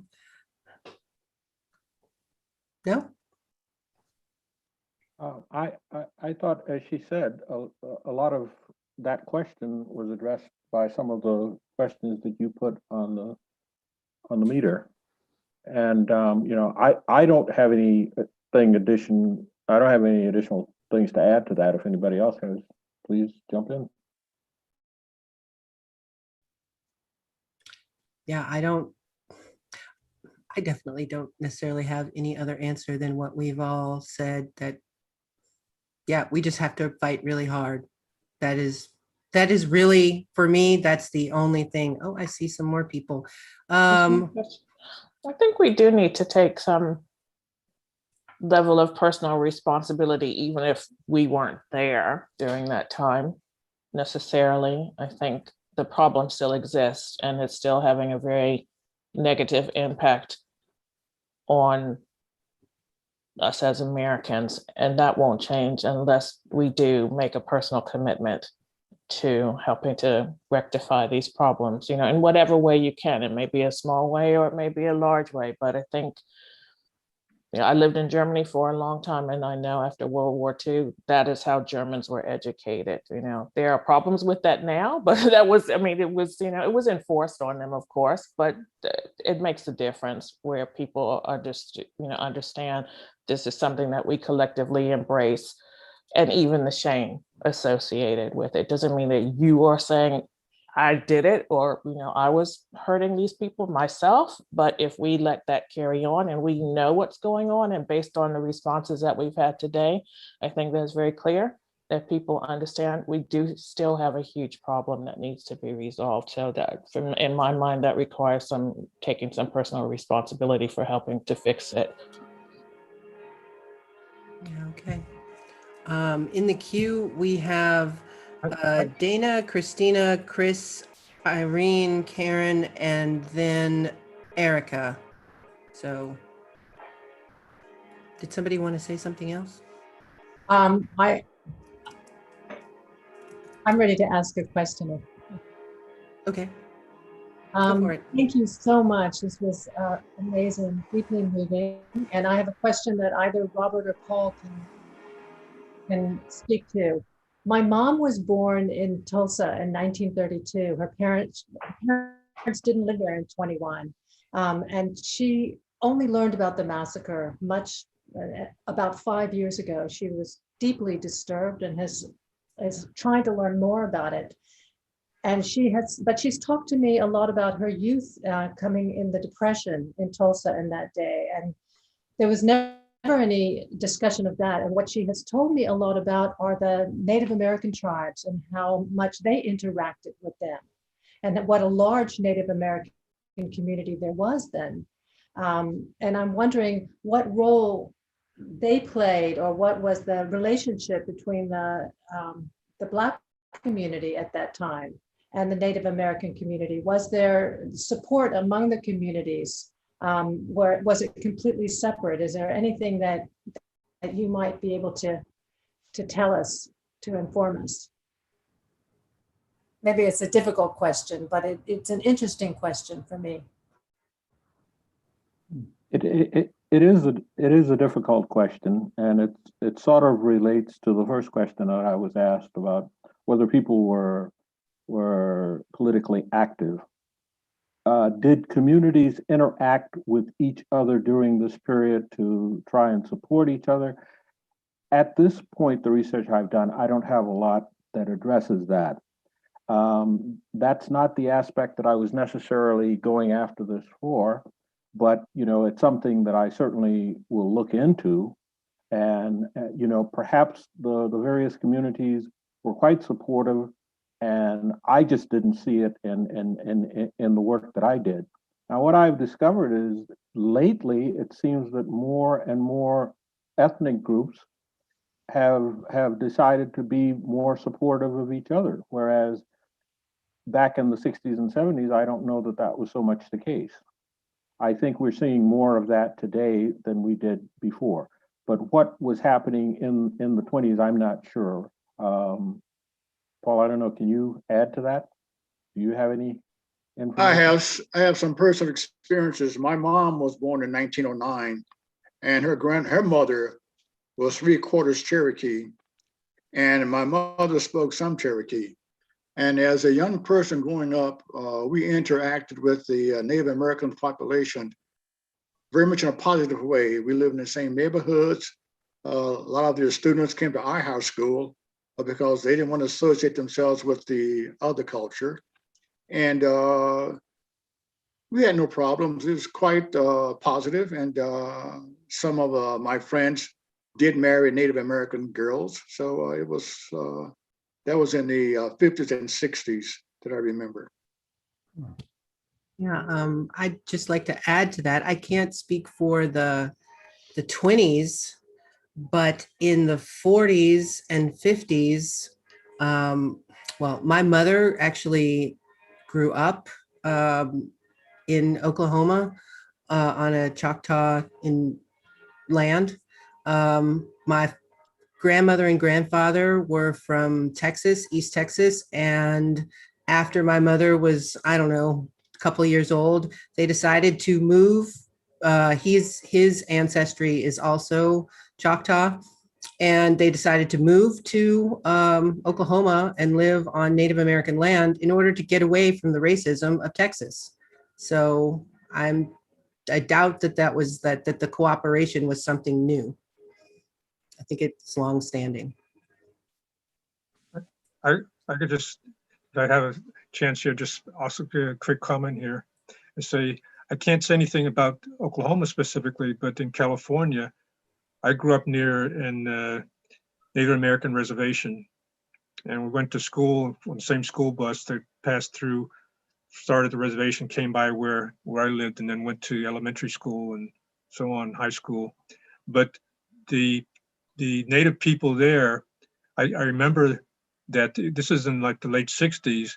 There's a guy from the Native people, when he got off the bus at the high school, he had a Black friend that they would meet there and exchange handshakes and things like that, and we're good friends. So, and there were also, there's a Black woman that was married to a Native man on the reservation. I remember that my mother knew. And I remember pictures of them standing at the entrance to the reservation in the late 60s there. And so also other groups were also very influenced. They were also very influenced by the Black power movement there. There was the Wounded Knee uprising there in South Dakota, for example, that was also related from that time. And also the Mexican people also had connections with the Black communities and things like that. For example, Los Angeles and all through California. So there were interactions between the groups, definitely. Mm-hmm. Our next question is from Christina. First of all, thank you for this comprehensive presentation. I found it quite alarming that the federal government never stepped in Tulsa. I just wondered if somebody could address that. So much of Black history has been ignored or forgotten. Justice in the Black community will never be served until there is some form of reparations. I wonder if you could possibly speak to how you see reparations could be best imparted to the Black community, if I'm not opening up too big of a bag of worms with that question. Thank you.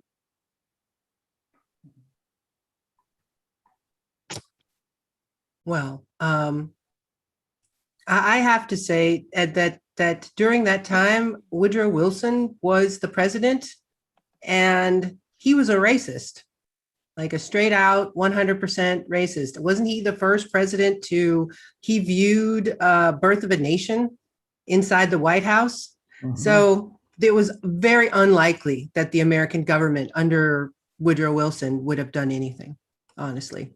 Mm-hmm. So, and after that, I mean, we headed into World War II, the Depression and World War II. And so, yeah, they probably just thought it would go away. I had some thoughts about this for many times, Christina, and my answer came up with, based upon my experiences in Europe and military education, is that what we need is simply a mini Marshall Plan to solve all this. We don't want cash, but we need cash would help, but let's treat it like the mini Marshall Plan, like we did in Greece and all the European nations after World War II. And that should fix it, put it in a better position to go forward. Otherwise, we have to do it ourselves, and that's what we're doing. Up by the bootstraps one more time. Okay, let's see who's next in the queue. Chris, you're next. Hello, Chris of Williamsburg, Virginia, USA. I remember the history of the Tulsa Massacre which occurred about a century ago. That moment would take place years after the outbreak of the Spanish flu virus. Yeah, it was very awful in Oklahoma, and this continues to go down in Black history and our history. My grandmother was originally from Oklahoma, but moved to California, where she would spend the rest of her life over there in my home state, California. Yeah, and our advice for minorities is to show love and respect for everyone. Thank you. All right, thank you, Chris. Irina, you're next. Irene. Not a question, is just a comment and observations from Dr. Scott. I work for the Tulsa County Assessor's Office now for 8 years. So I also came across some old subdivision plats from the 1800s, 1900s, and there are covenants in those records that are downtown Tulsa that are the most exclusive area currently, old money, and they have covenants that exclude the homeowners back then in the 1910 through 1940s of leasing or renting or having or selling property to Blacks, slaves, former slaves, freedmen, Native American Indians in those days, which I think was incredibly biased then, but that was the mentality then. And so I just wanted to bring that up too. And also I saw your pictures that you had of the courthouse, the original courthouse downtown. There is a marker on that sidewalk that shows where that original courthouse stood in the day it actually burned down. It's a big one, about a foot by foot on the sidewalks. So everywhere downtown Tulsa, whether it was the Tulsa Massacre points, there actually are markers all along those sidewalks. So I walk those every day, and me seeing that now and me being around archives all day kind of makes you put things into perspective, and for me, because I view things non-politically, I view things very, very, very on the issues and not conservative or liberal or anything like that. This is an issue that affects everybody, no matter what your upbringing is, because I've faced on both sides of the fence. I faced racism on both the whites from whites and blacks from blacks. So I took me a long time to get over that and realize that the only way you can get past this build together is to have that foundation of understanding. That's the biggest thing, is understanding and education. You just cannot avoid history. You cannot rewrite history. You just learn from it and move forward and grow together. Otherwise, there is no point in trying to say we're going to fix this issue without fixing the underlying issues. And that's what I learned from today, because I have never experienced, Black Caucus before on either side of the spectrum. So this is my first time experiencing this. And I think it's completely open and welcoming, and I hope that other parties will also incorporate that too, of, cohesiveness, because this is an issue that will affect us for the rest of our lives. Whatever we make today, decision today, will affect the future generations. So, and I just want to say too, is thank you so much to everybody for letting me honor my dad, because he's been writing poems for a long time, and I've never, ever volunteered to ever say any of his poems. So this is the first time he's had a reader, and it was me. So, I just want to say thank you guys. This has been an amazing experience. So I look forward to seeing you guys again. Yes, thank you so much for becoming Paul's voice on his poems. Passing the torch. Yes, this is what we do. This is what we do. Yeah. Thank you Um, so much, Irene. Thank you. So next we have Karen. Oh, if you want to speak, please just type ** hand up in the chat, and then we'll add you to the queue. Okay. Karen? Okay, I'm on about reparations. And I have to agree with Paul. I think that a Marshall Plan is called for. And I'm thinking that Tulsa that's the big one, the biggest one we've identified so far. But it brings to the surface time and again smaller Tulsas, other communities where people have been materially affected, psychologically affected. It affects your whole ability to get that education, even if it's there. So how do we do reparations when people have moved away or died and their descendants have died? And how do you do that fairly? Suppose we start with economic opportunity and the minimum wage, which is already insufficient, the education to attain a higher level of income. I personally think, and I go back to Robert's first slide, the resentment that was starting to grow in the community because the economics were on a downturn gave fuel to the fire when somebody got excited, and then it grew, and the whole story that he told. We have that across the country. We have people who are dealt out of the system. So could the federal government give money, give the Marshall Plan, perhaps not based on standardized testing and making sure that the teachers do their jobs, but rather looking at the impoverishment of a community, the number of students in a classroom per teacher, the physical situation of the school buildings themselves, the amount of, the types of books and the number of books that they have, and make that money available for states to apply to. This is where we come into the problem. It's also states' rights, and the states govern what they can teach in their schools within certain limitations to get that federal money. So my question then just is kind of back to probably Paul and maybe Irene and maybe Robert. What's the situation in Tulsa City now, in Greenwood rebuilt now? And you're saying, I think I saw something from Paul, that they're starting to rebuild Tallahassee. So, what's going on? Would the infusion of money there in an accountable way bring the situation back up a little bit and begin to make reparation for the damage that was done? I can actually answer that if you don't mind. I am a pending member of the Tulsa Black Street Committee. And we are actually we have a Juneteenth event coming up, which they do annually. And they bring in artists, and they bring in regional artists, and they bring in artists, anybody who is a public figure, to kind of boost Greenwood, the old Black Street. They also do commemorative license plates now, which is amazing. And they're limited editions and they're gorgeous.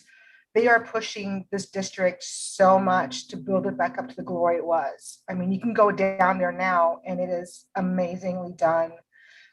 Everything is clean. It's like an old fashioned Black neighborhood. Like that took me to the old one, Tallahassee, Bluebird, all those ones out in Muskogee, to the older Black towns. It looks just like that. So they are doing so much. I do know they have put in front of legislation here in Oklahoma to do a reparation act to see how much the value was to be done. That's why they canceled the event here last week, due to they were uncertain how much money they would be entitled to, from what I understand. As far as the rebuilding of city of Tulsa, we have now our mayor, Bynum, GT Bynum, we are part of something called the Gender Equality, Racial Equality Pay Scale, which is no matter what your background is, no matter what gender you are, you have equal pay. And there are 15 corporations that signed the agreement with the city of Tulsa to honor that pay scale. And Tulsa County, where I work at, is one of those. So you cannot get equal pay. So they're actually making changes on that. A lot of the local smaller banks have gotten rid of the overdraft fees also, because they realize a lot of people, minority people, who make less money, they can't afford to take their bills on time. So they get hit with draft fees. So they got eliminated all those to zero, which I think is great. Another thing too as well is for the Native Americans. I'm not sure if you've seen this recently, but Oklahoma is now back under federal land. So 3/4 of Oklahoma is now back to Native American land. I'm currently in Creek Nation County. So each of the 5 civilized tribes now have 5 parts of Oklahoma. So they are now pushing the laws back into the federal side. So if anything that's been done on the civil side now have all been reversed and they can be held federal in the Indian courts. So now we have a mixture of both regular civilian police departments and law enforcement together with Native American land-owned vehicles now. So we see them around town from different counties. We're not quite used to seeing them yet, but they work together with everything. So I think Tulsa has become more open to realizing that something tragic happened. You know, I also was in the office when the lady of the commission for the excavation of the cemeteries came in asking for us for the actual plats for Oak Lawn. And she tried to tell us where the bodies are at. Like, we don't know where the bodies are at because nothing is ever filed where they're at. I remember her coming in 4 years ago it was, and she was asking for every single plat of every single, cemetery, including private ones, which I discovered there's 2 just a mile away from our house. And they're Black historic ones. Nobody knew about these. So I was like, there's new ones, and so I gave her the information. So I don't know if there's anything out there as well, but it's like Tulsa has become more of a melting pot of understanding because everybody participates in these Juneteenth, in the Tulsa Massacre 100-year celebrations. They're all year from now all the way to the end of the year. Something's going on every weekend. So I think that's great. I hope I answered your question. Yeah, you really did more with a bonus. And I'm going to say that in terms of Tulsa, tell the truth, tell the story, and stuff begins to happen. Not everybody is of bad will, just some of them are. Okay. One additional question, to what extent, this is local money or state money mainly, and to what extent is that dependent upon the oil industry? Answer that for sure. Yeah, the oil industry actually, because of the, we actually got a package from the CARES Act that helped out the city now because the energy sector has shrank over the past few years. There have been a large number of high-tech companies moving into Oklahoma and Tulsa, Amazon, Google, all those big guys. Tesla is going to be opening up something this next couple of years. So we're moving more towards technology and energy. So they're actually, and also of course, hospitality. We have the hospitals, the Warren Clinic, Warren family, Kaiser families, the Zarrow families, which are the Jewish communities. They have a huge donation pool here in Oklahoma, in Tulsa, for charities. We are a very charitable city. My county also gives to United Way, they give to St. Jude's. We have fundraisers every month. So pretty much everything that we do is charitable. So there's not an issue about who's funding what. Everybody comes in and pulls together. And everywhere you go, you see foundations donated by foundations from any, even including the Catholic charities, the Greek Orthodox charities. All of us kind of pull together. So it hasn't just been one group, it's been a combination of sectors doing this.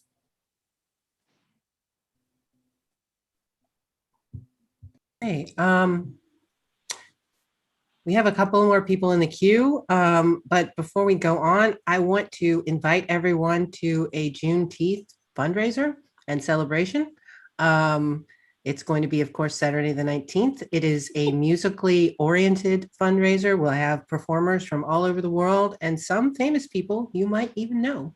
Well, I'll put up more detail as time goes on, but it would be great if you would stop by. Tickets start at $25 and all the money goes to getting out the vote because we need to save our democracy still.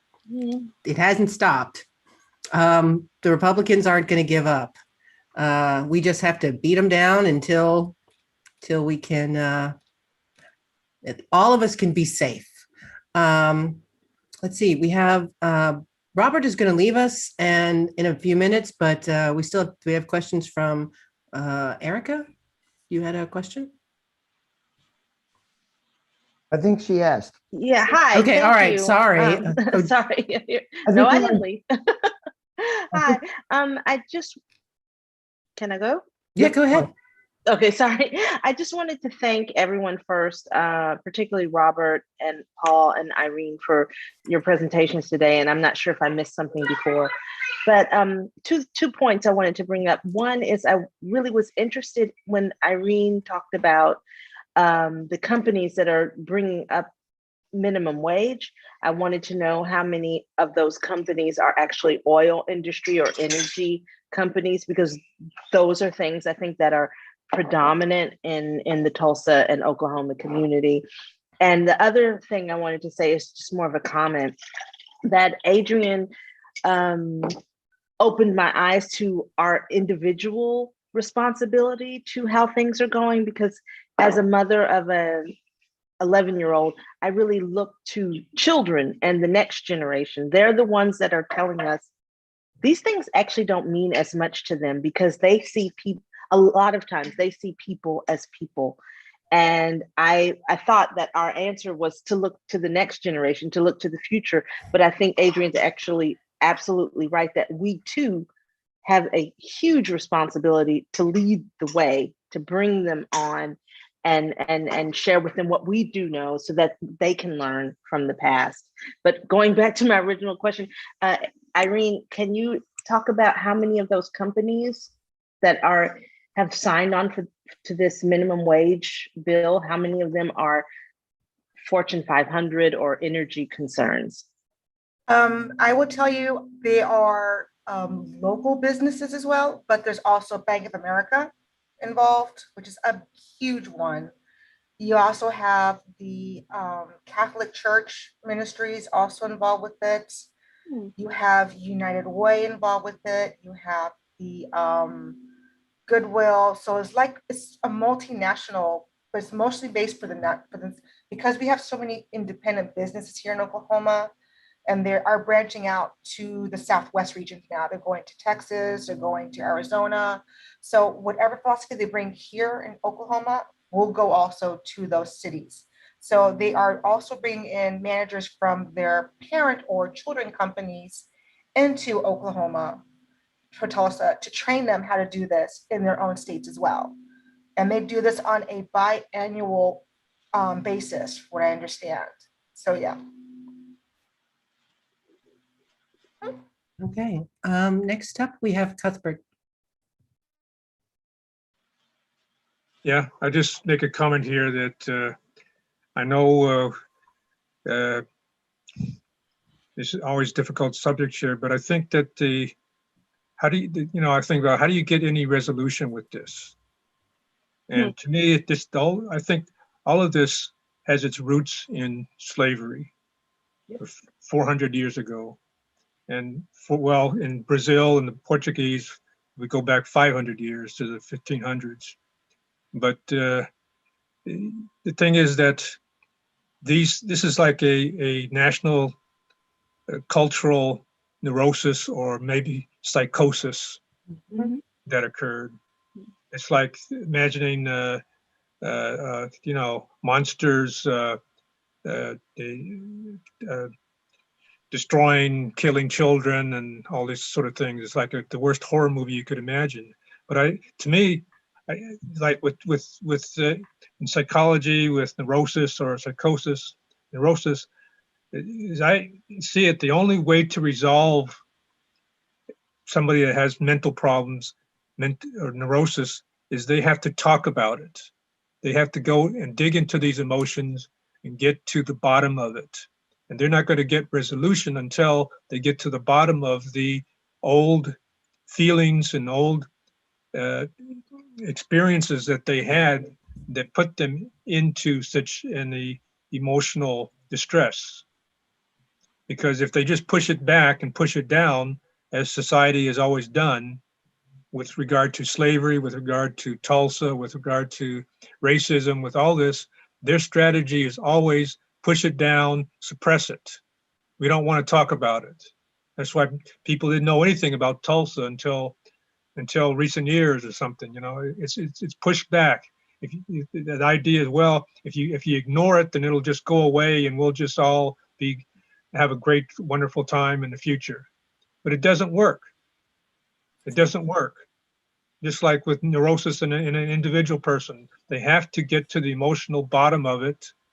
And if there was something that happened between them and a parent, or them and a sibling, or whatever, they got beat up at school, and they have to go back to that incident, think about it, reflect on it, dig deeply emotionally into it, and cry and scream and get angry and get a resolution, because this is an emotional problem in the basis. This is an emotional thing that has carried on for generation after generation after generation. These emotions have been passed on because they haven't been resolved. And so America has to face up to its history, talk about it openly. And also the thing is that although Black people and Native American people as well have been the ones that have been the most affected by these things primarily, but the thing is that the guilt that white people feel, they need to talk about it too. They need to face up to what these things were like, and how, what they know about it, and their guilt, perhaps, maybe not, about what happened, and so that they also otherwise they have this thing following them like a little ghost all the time. You see, they have to get to face that too, I think. But I mean, it's just like having if you got a diverse group of people sitting in a room, and they all talk and they all listen to each other, then maybe you one day get some kind of resolution. But also the systematic things you have to get rid of too. That's what, now they have voter suppression coming in to put it in again and things like that. You got to get rid of systematic racism as well. Otherwise, it just perpetuates it. But it's an emotional issue, and they have to deal with the emotion. Thank you, Cuthbert. Before we go on any further and everybody's just ready to go, we created a list of references for people. If you want to dig deeper into the subject matter, I put the link in the chat. We have a couple more comments, Bob and then Kathy. So go ahead, Bob. Thank you. I have two questions, but I think the answers are going to be really short. They're both directed at you, Irene, if you don't mind. If you could describe the historical markers that are on the sidewalks, both in Tulsa as well as in Greenwood, I think that would be really interesting. And if you have any information on the Stacey Abrams and John Legend concert that got canceled. We've heard rumors over here, but perhaps you living there in Tulsa have more insight. Sure, be happy to answer that. Yes, they are actually in Greenwood. There are currently stores about 3-4 stories, and they also have on top condo lofts, which are quite expensive, in the $500,000 range right now in Greenwood to get a condo there. On the storefronts, on the sidewalks, they actually have plaque about this big, about that long, the year, what business was actually there. So say it was a barber shop, it would tell you barber shop of the family name who owned it, burned down in the great massacre of this year. So they're actually right in front of every single business is a small plaque of the original business that was there.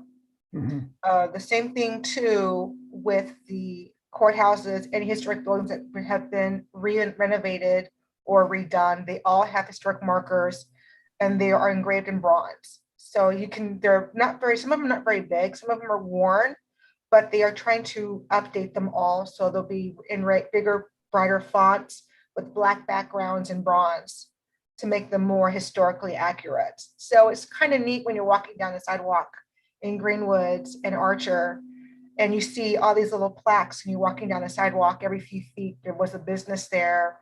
And it tells you date it was established originally, the business, and then when it actually got destroyed.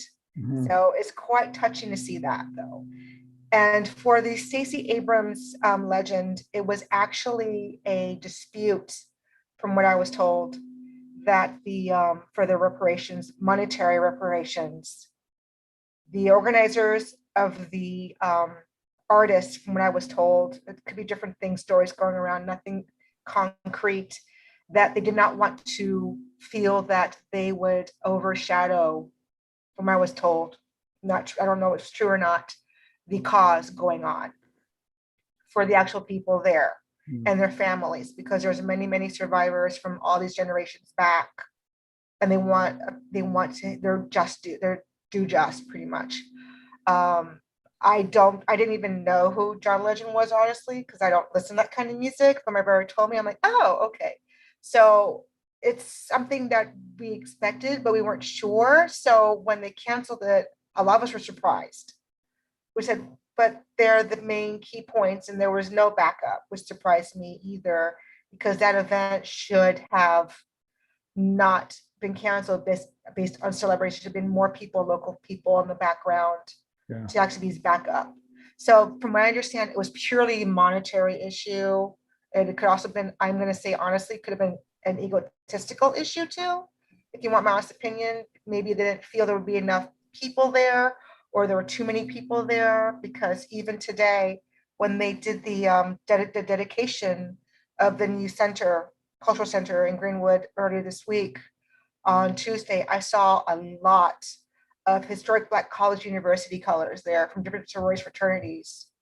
And it was nice seeing all ages there walking around downtown, because it's been empty and dead since COVID hit last year. Everybody was shut down, except us. I mean, I was in work pretty much every day. So we never really shut down. So I think, to answer your question, it was more of a money issue and an image issue is why it was canceled. Okay. So yeah. Okay. All right. Kathy, you've waited so patiently. Well, that's okay. Hello. I have a couple of different comments. The first one concerns the Marshall Plan. And the United States did the Marshall Plan because Europe was its major trading partner. It was not totally altruistic. So I think the underlying issues about white supremacy and systematic racism isn't really about money and power. So this is what we need to address, and maybe I totally agree with raising minimum wages. I think there should be a ceilings on CEO pay. I think also that, I was really interested about the comment about the Native American land courts. How many states have Native American land that, that they have courts, that they have jurisdictions? This is very interesting. It's something to explore. I think the Supreme Court should be obliged to represent diversity. What else can I say? I have the weird position that I heard about this as a child.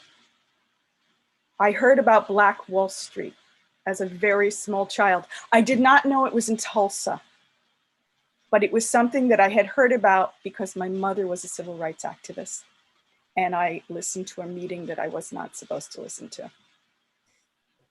I was a nosy child. So I just want to say that I think for certain people it was out there. There's so much work to do on all levels. And I do think white supremacy, there are people who feel guilty. There are people who just go along because they don't want to be caught in the crossfire.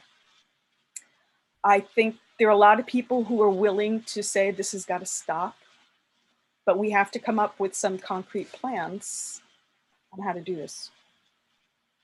Yeah. Yeah, that's true. We have to come up with some plan to how to do it. And, if we had actually took the time after the Civil Rights Act of the 60s to educate, to make it mandatory, to educate children in schools, I don't think we would be sitting here. I mean, we might be sitting here to commemorate this event, but it wouldn't be the same. It wouldn't have the same feeling. I think something that happened just after civil rights, because I remember this going on as a child, was busing in Boston. We lived in Massachusetts, but at the other end of it at the time. And that put vehement into the debate. Yeah.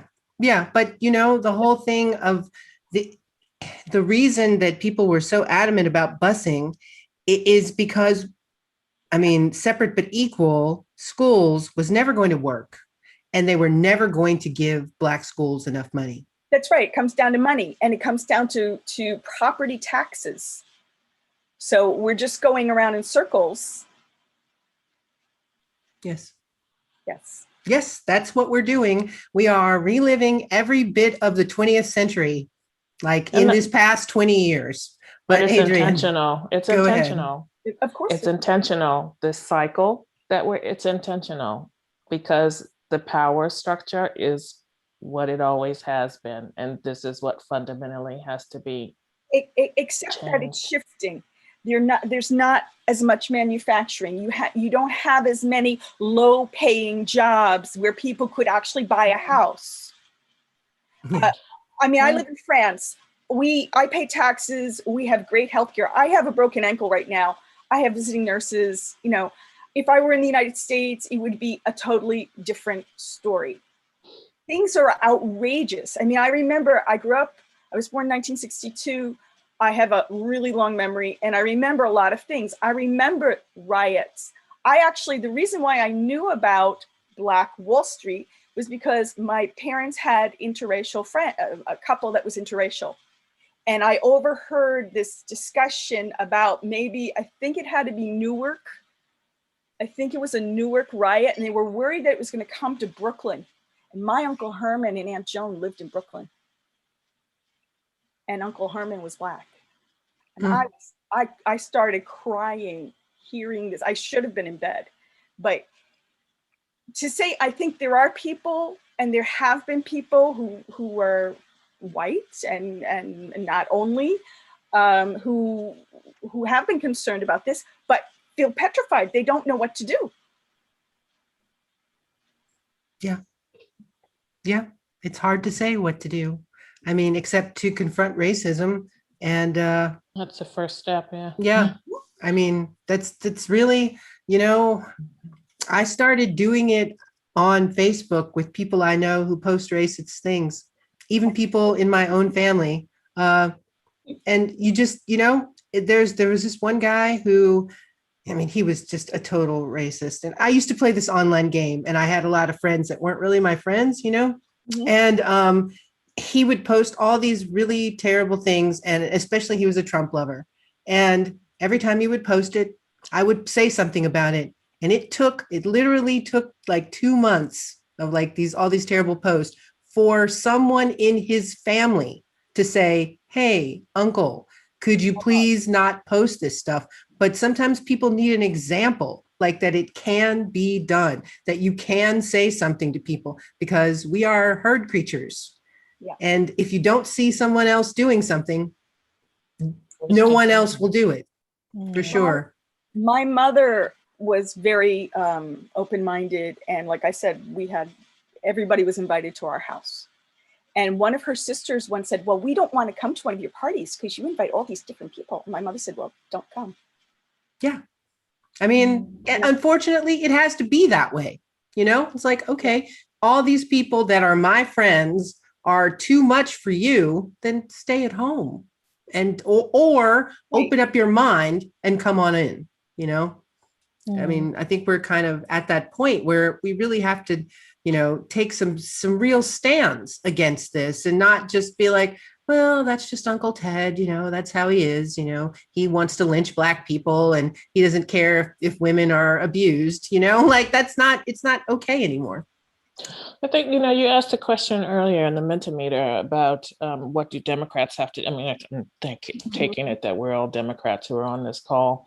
Hopefully there are some who aren't and who are listening and who are interested in this, you know, American American history, because that's what it is.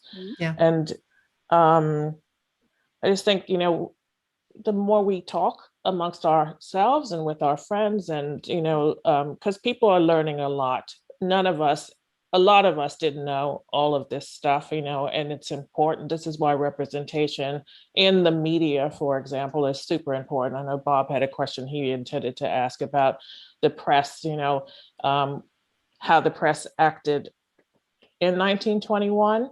Silence. And how it's acting now. There are serious parallels there. The words that are used. I don't know if Meredith is still on the call, but she's a former journalist as well. So I think, these are things, there's pressure that there are different ways that we as citizens can also impact, or be active against give some pushback against what's happening right now. Also, Kathy, you spoke about money and power and the Marshall Plan, and that, no, it wasn't completely altruistic, but, and it was about trade and this and the other, but, consumers now are increasingly playing a huge role in how corporate entities react, particularly since they're using our data to earn money. So I think this is another area that, we should also consider about how to influence their behavior. I don't know what other people think about that, but just off the top of my head, that's what came out of what I was saying. I totally agree with you. I also think reparations would have to really be structured and really well thought out, because of course they're going to jump on it. Well, yeah, I know. And we talk about reparations a lot in our steering committee meetings. And I am probably the least person, like, I believe that you can just give me my money and I'll be fine. And I know that other people want more structured things, but offering people education, I already got one. Like, you can't, there's some stuff you can't offer me. Like, you could offer me healthcare. Got that already too. We have to, definitely have to structure it where it gives something for everyone, because what if you're that 100-year-old woman? If you offered her a training program or education, or, what she needs is actual money to make her life better. She doesn't need any of the things to, these sort of things are good for people that are younger. But if you're older and you've still, what could we give a 107-year-old woman that would make her life better at this point? Just money. Just money. So she could have peace of mind, so that she, as she said, she worked low-paying jobs her whole life, and she can barely make ends meet.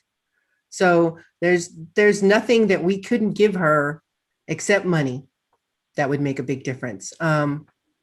I hope there's nobody else in the queue, because you guys, we are really far into it, but this has been super. I appreciate everybody hanging in there.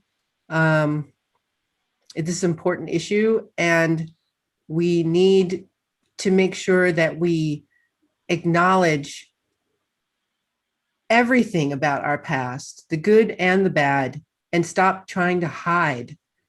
It doesn't do any good to pretend that things never happened, or, well, Black people never had it really bad, or my all-time favorite remark, slavery wasn't that bad.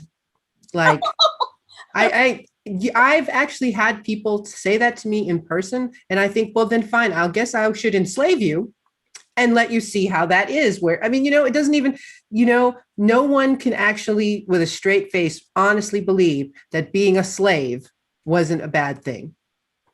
But there's a lot of propaganda out there that tells us this. And we, ironically, we are in really the same position that we were in 100 years ago. As far as a lot of extreme racism, we've experienced a pandemic. We have had a little pseudo depression from people, not everybody being able to get work. I just hope that Biden will be FDR. Yep, me too. Yeah. Yeah. Okay. Well, everybody, thank you so much for coming. And once again, I invite you to come to our Juneteenth fundraiser. It's going to be a one-of-a-kind event. It's not going to be on Facebook Live. You're not going to be able to see it anywhere else except on in the event. Tickets start at $25 and all. Yes. Can you give us the link? Because I'm VMF. Can we have the link in our caucus so we know? Oh yeah. I'll put it on your. I'll put it on the page too. Yeah. Thanks everyone, and yeah, I really appreciate everybody commemorating this with us. And let's hope in another 100 years, people aren't sitting around doing the same, in the same, we're not still fighting the same battle. Like we can fight other battles in 100 years, but hopefully racism and racial hatred will not be the one that we have to fight then. Thank you. Well, Robert, thanks so much for the slides. He's no longer here. Thank you, Arena. Thank you, Paul. Thank you, Adrian. Thank you, Bob. Thank you, Therese, for everything that you've done to help us put this event together. And our actual next event is, it's the Juneteenth. There's a whole bunch of other stuff. So everybody have a great evening, and we'll see you next time. Bye-bye. And Bye. as always, Thanks everyone. and again, we wish Bye. everyone love, peace, and soul. Yes. That's right. Yes. Asante. God bless everyone. You'll have a good night. To y'all Bye-bye. over there overseas, thank you. And over here overseas, virtually, thank you. Have a good night. Good night. Take Bye-bye. good care, everyone. Thanks so much. Thank you. Thank you. Really enjoyed it. God bless. Right. I'm going to end the broadcast now. The really long broadcast.